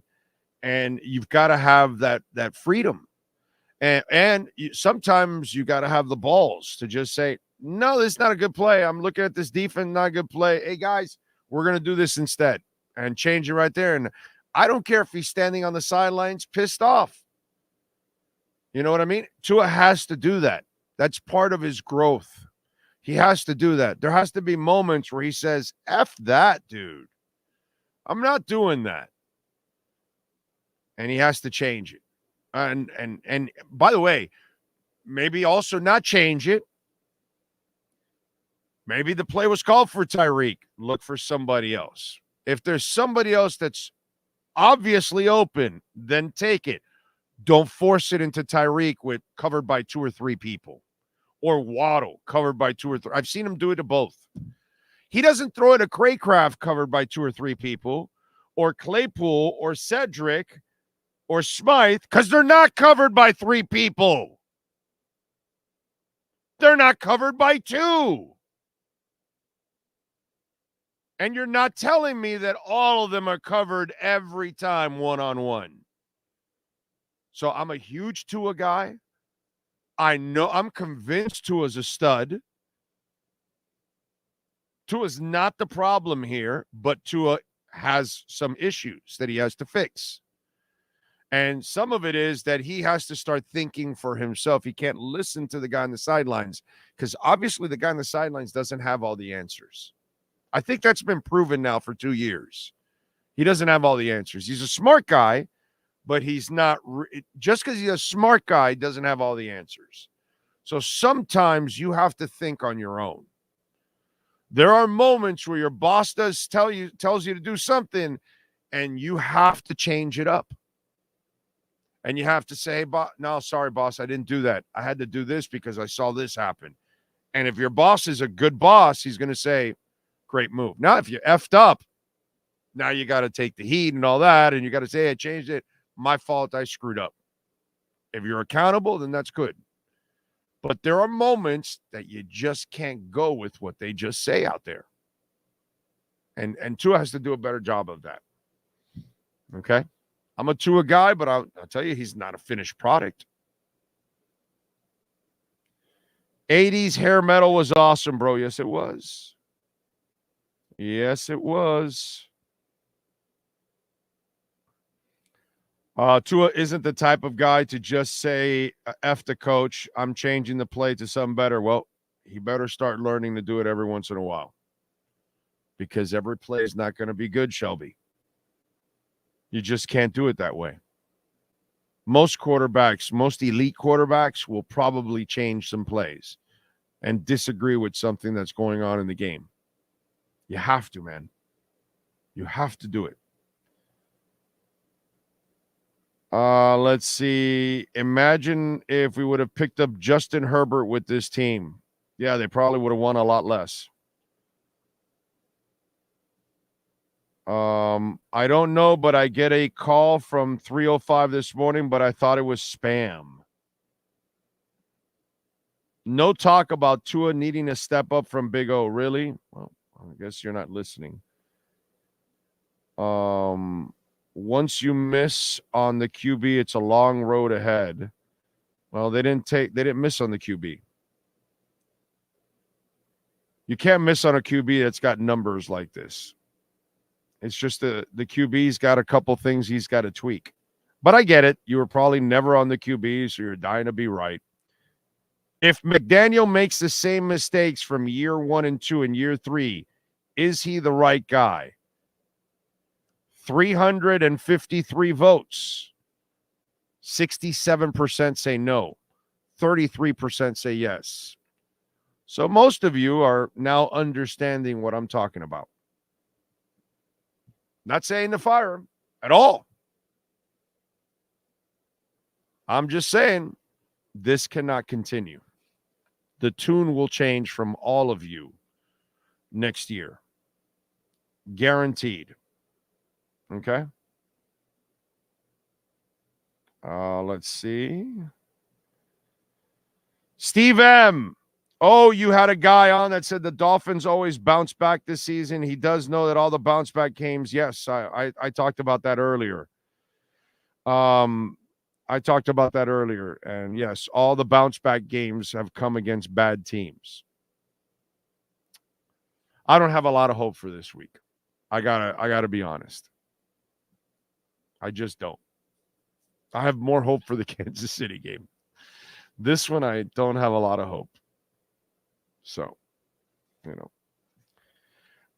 O, are you saying Tua's a system quarterback at the moment? No, I never said that. What is it about you people? Do you not fucking understand English? Like, what is it? Where did I say that? I'm not sure. Did I say it at any point? Where did I say system? All I said is sometimes you have to disagree with a call that comes in. Just like when I was talking in the post game, I get all these idiot Dolphin fans that are all emotional cripples, and they're all like, oh, you want to fire the coach? No, I don't want to fire the coach. I'm just telling you that if he keeps doing the same stupid shit he's been doing for 2 years, by the end of next season, all of you will want to fire him. And the media will want to fire him. Guarantee that that's what's going to happen. That's what I'm saying. Never said I wanted to fire him, but I'm telling you, if the same shit happens by this time next year, you will be saying, yeah, I don't think McDaniel's a guy. That's all I'm saying. And from that, I hate the coach. I want him to get fired. I want to keep changing. No. I like McDaniel. I want him to stay. But he ain't staying if he continues to do this. I'm telling you, I know what's going to happen.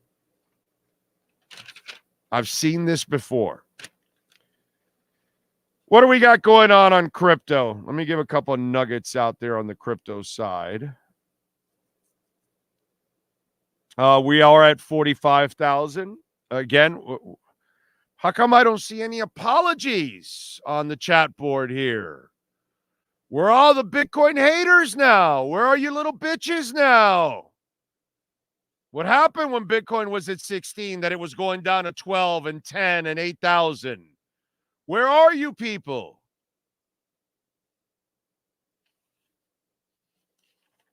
That's why none of you pretty much can do this job right here. Okay? That's why. One, you won't be able to be objective enough with your own teams, and you won't be accountable. You run and hide when you're wrong. Can't do that here.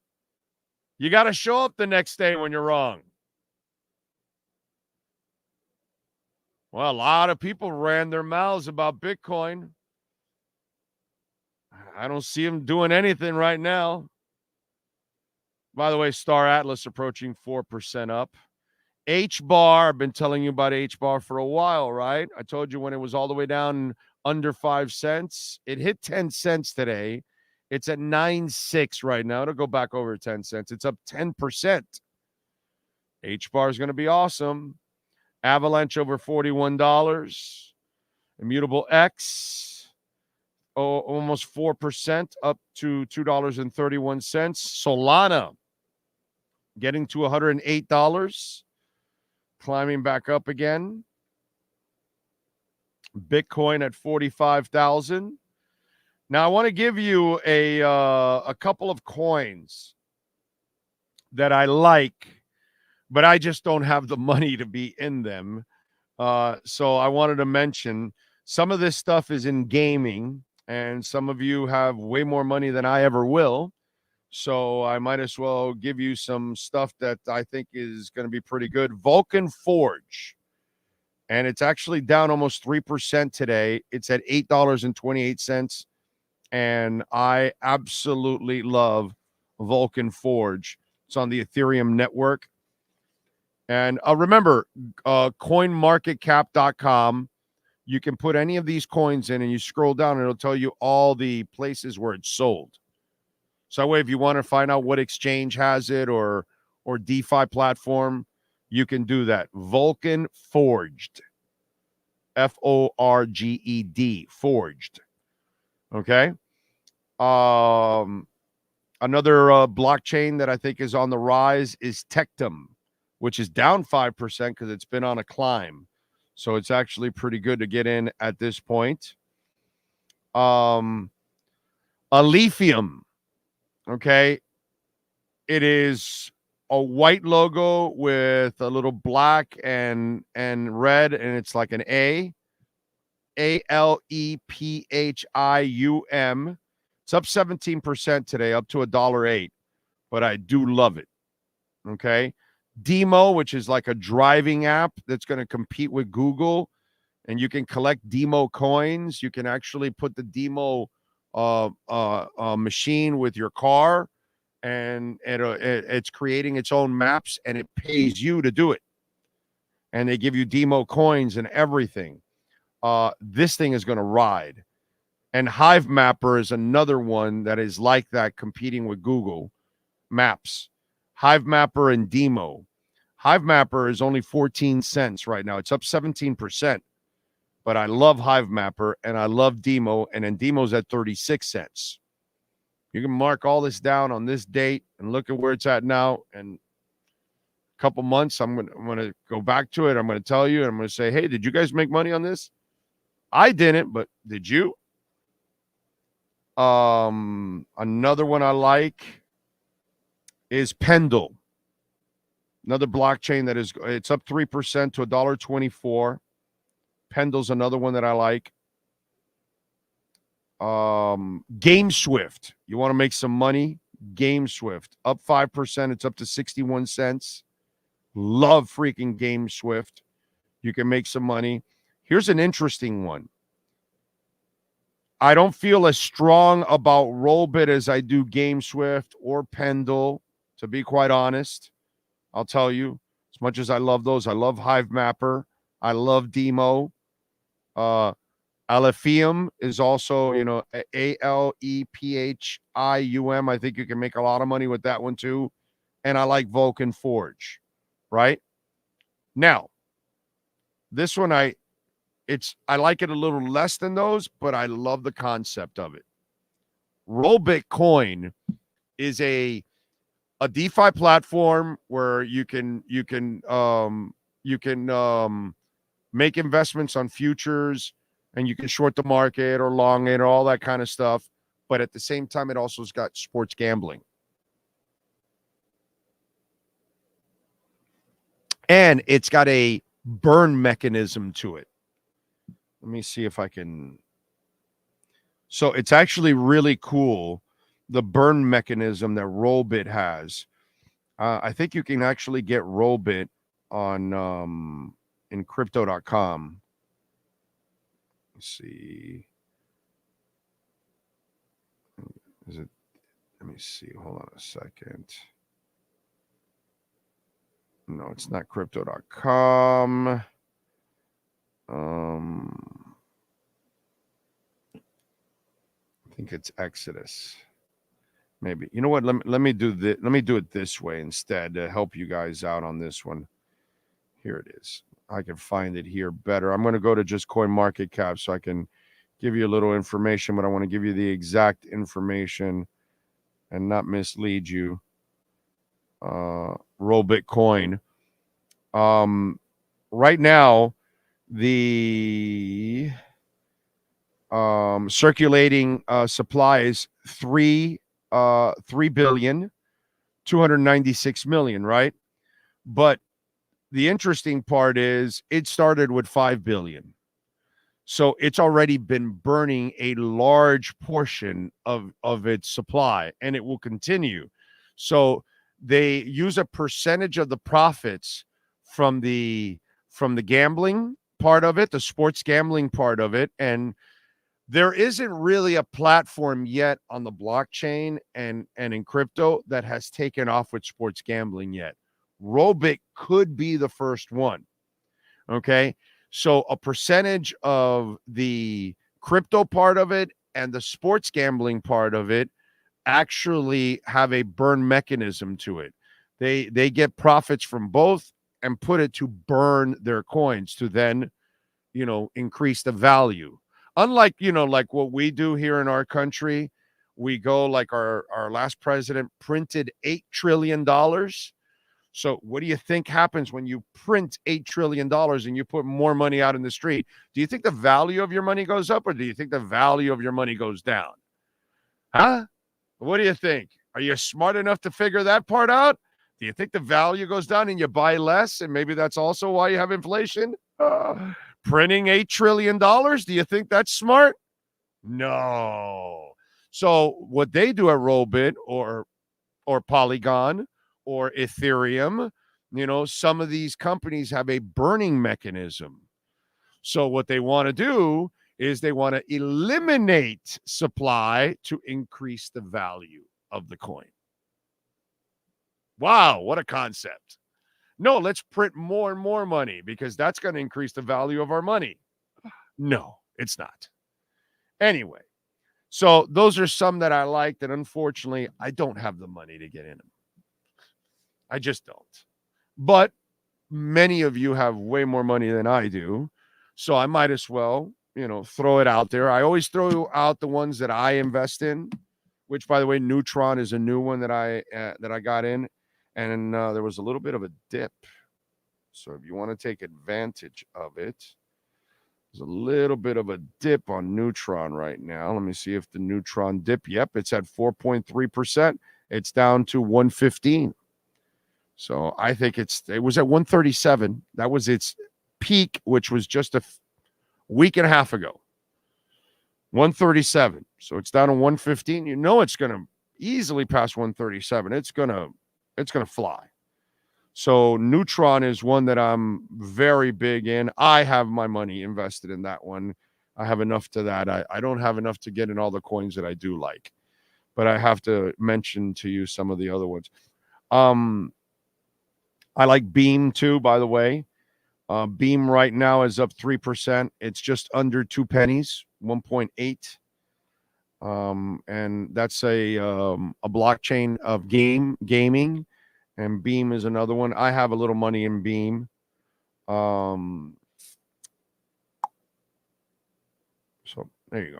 That's a couple of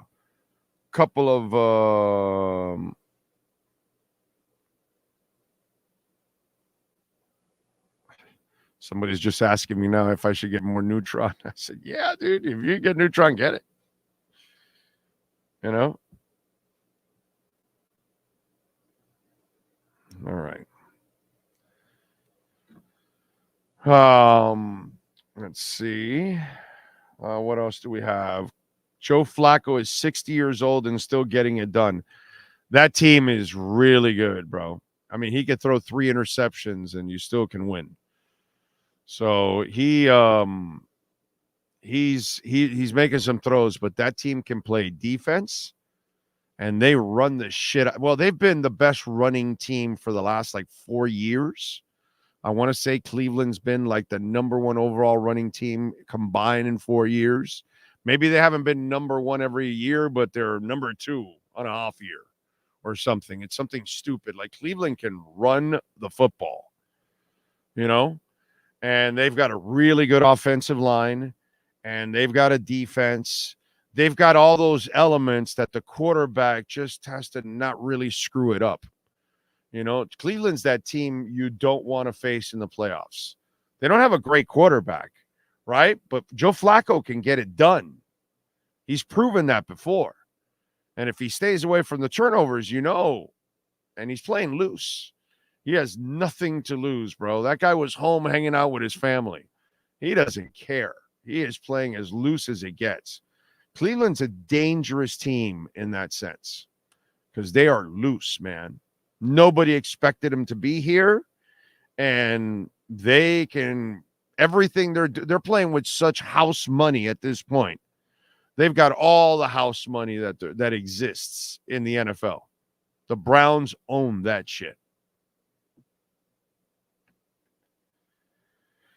Let's see. Browns D is great. F politics, go Fins. Well, so that you only say that when you can't stand the truth.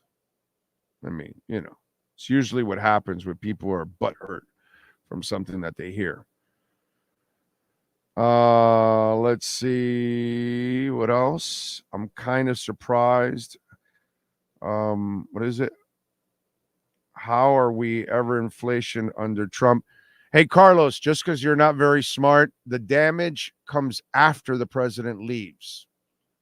Like when Biden's done now, or if he unfortunately gets another 4 years, his damage will come in 2025 and 26. Carlos, I know you're not very smart, my brother. I know you don't follow politics and you don't follow money and the economy and you don't get it. But the damage they do, look, here you go, Carlos, since you don't have much of a brain. Your boy Trump, since I guess that's your boy, he signed into a bill in 2018 that went into law in 2019 to lift all restrictions on banks.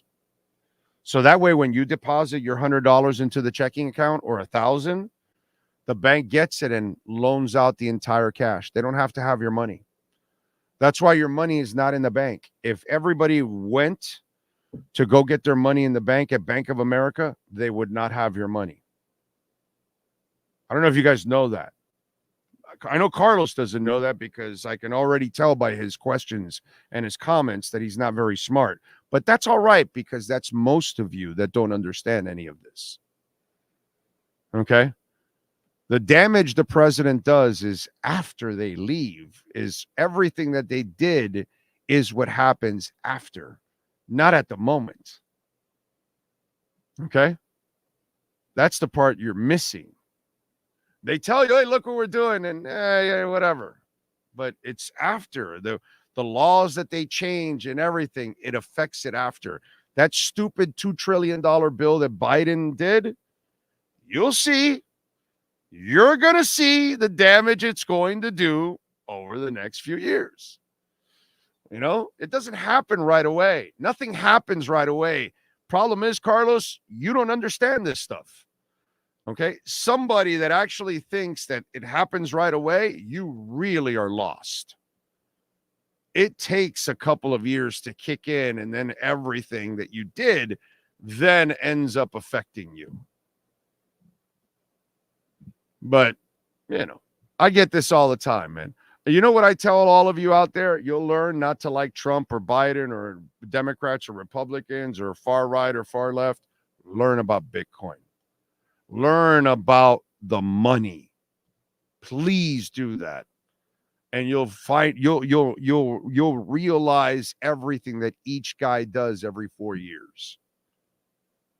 And you won't be, you know, as clueless as Carlos that doesn't know exactly what's going on because he is a parrot. He repeats the same stupid shit that somebody else that doesn't know says. Not very smart, you know, but that's all right. That's most of our country when it comes to politics. Not very smart. You guys really don't get it. That's why you choose sides instead of choosing Americans. Neither side's got it right, but, you know, it's all right. So it is what it is. Finza, he's going to win comeback player of the year over a guy who died on the field, and nobody's going to disagree with it. The guy that died on the field just came back. I don't know if I could call that a great comeback player of the year. He came back to live, but he hasn't come back to be a player yet, like really a player. You know what I'm saying? It's phenomenal that he was able to come back to play football, but I would be more impressed with Flacco, and Baker Mayfield is my comeback player of the year because he played the whole season. So I put Baker Mayfield over Flacco 100 times over. In fact, I don't think what Flacco's doing is better than what Baker did for himself this year. And please, I don't even want to mention DeMar Hamlin in the same sentence with Baker Mayfield. Baker Mayfield is a real comeback player of the year. Okay, and this comes from a guy that was not a Baker Mayfield believer. I never even thought he could play as well as he played this year. Never in my wildest dreams. Okay, not a Baker guy. And Baker, for me, is the comeback player of the year by miles, and it's not even close. I have to give it to that guy. He deserves it. I'm laughing my ass off. Leave Carlos alone. Well, you know, it's just, some people have to kind of learn, unfortunately. They don't really get this kind of stuff. You know what I mean? I think even Joe Biden wouldn't call a fade on 4th and goal. Yeah, that is a bad call by Mike McDaniel. But we're using Biden as an example? I don't know. I think Joe Biden would forget everything and anything.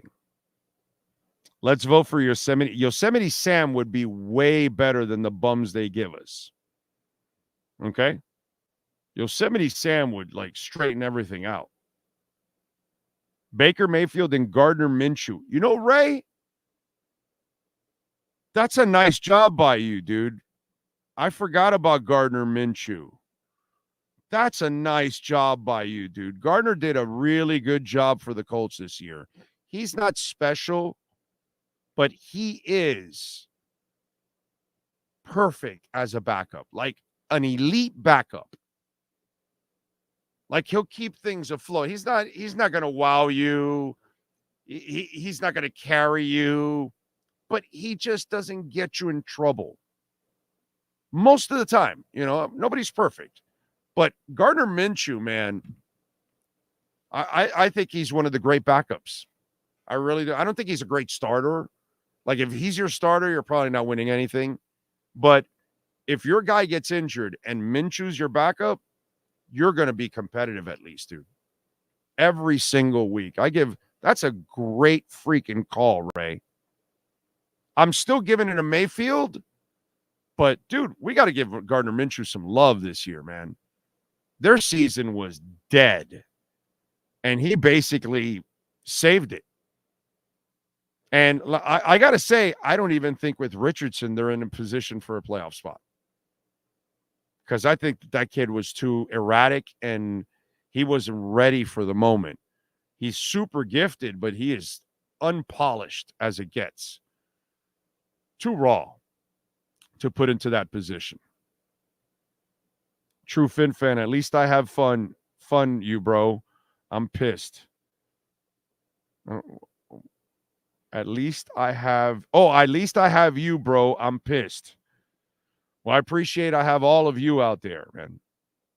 So,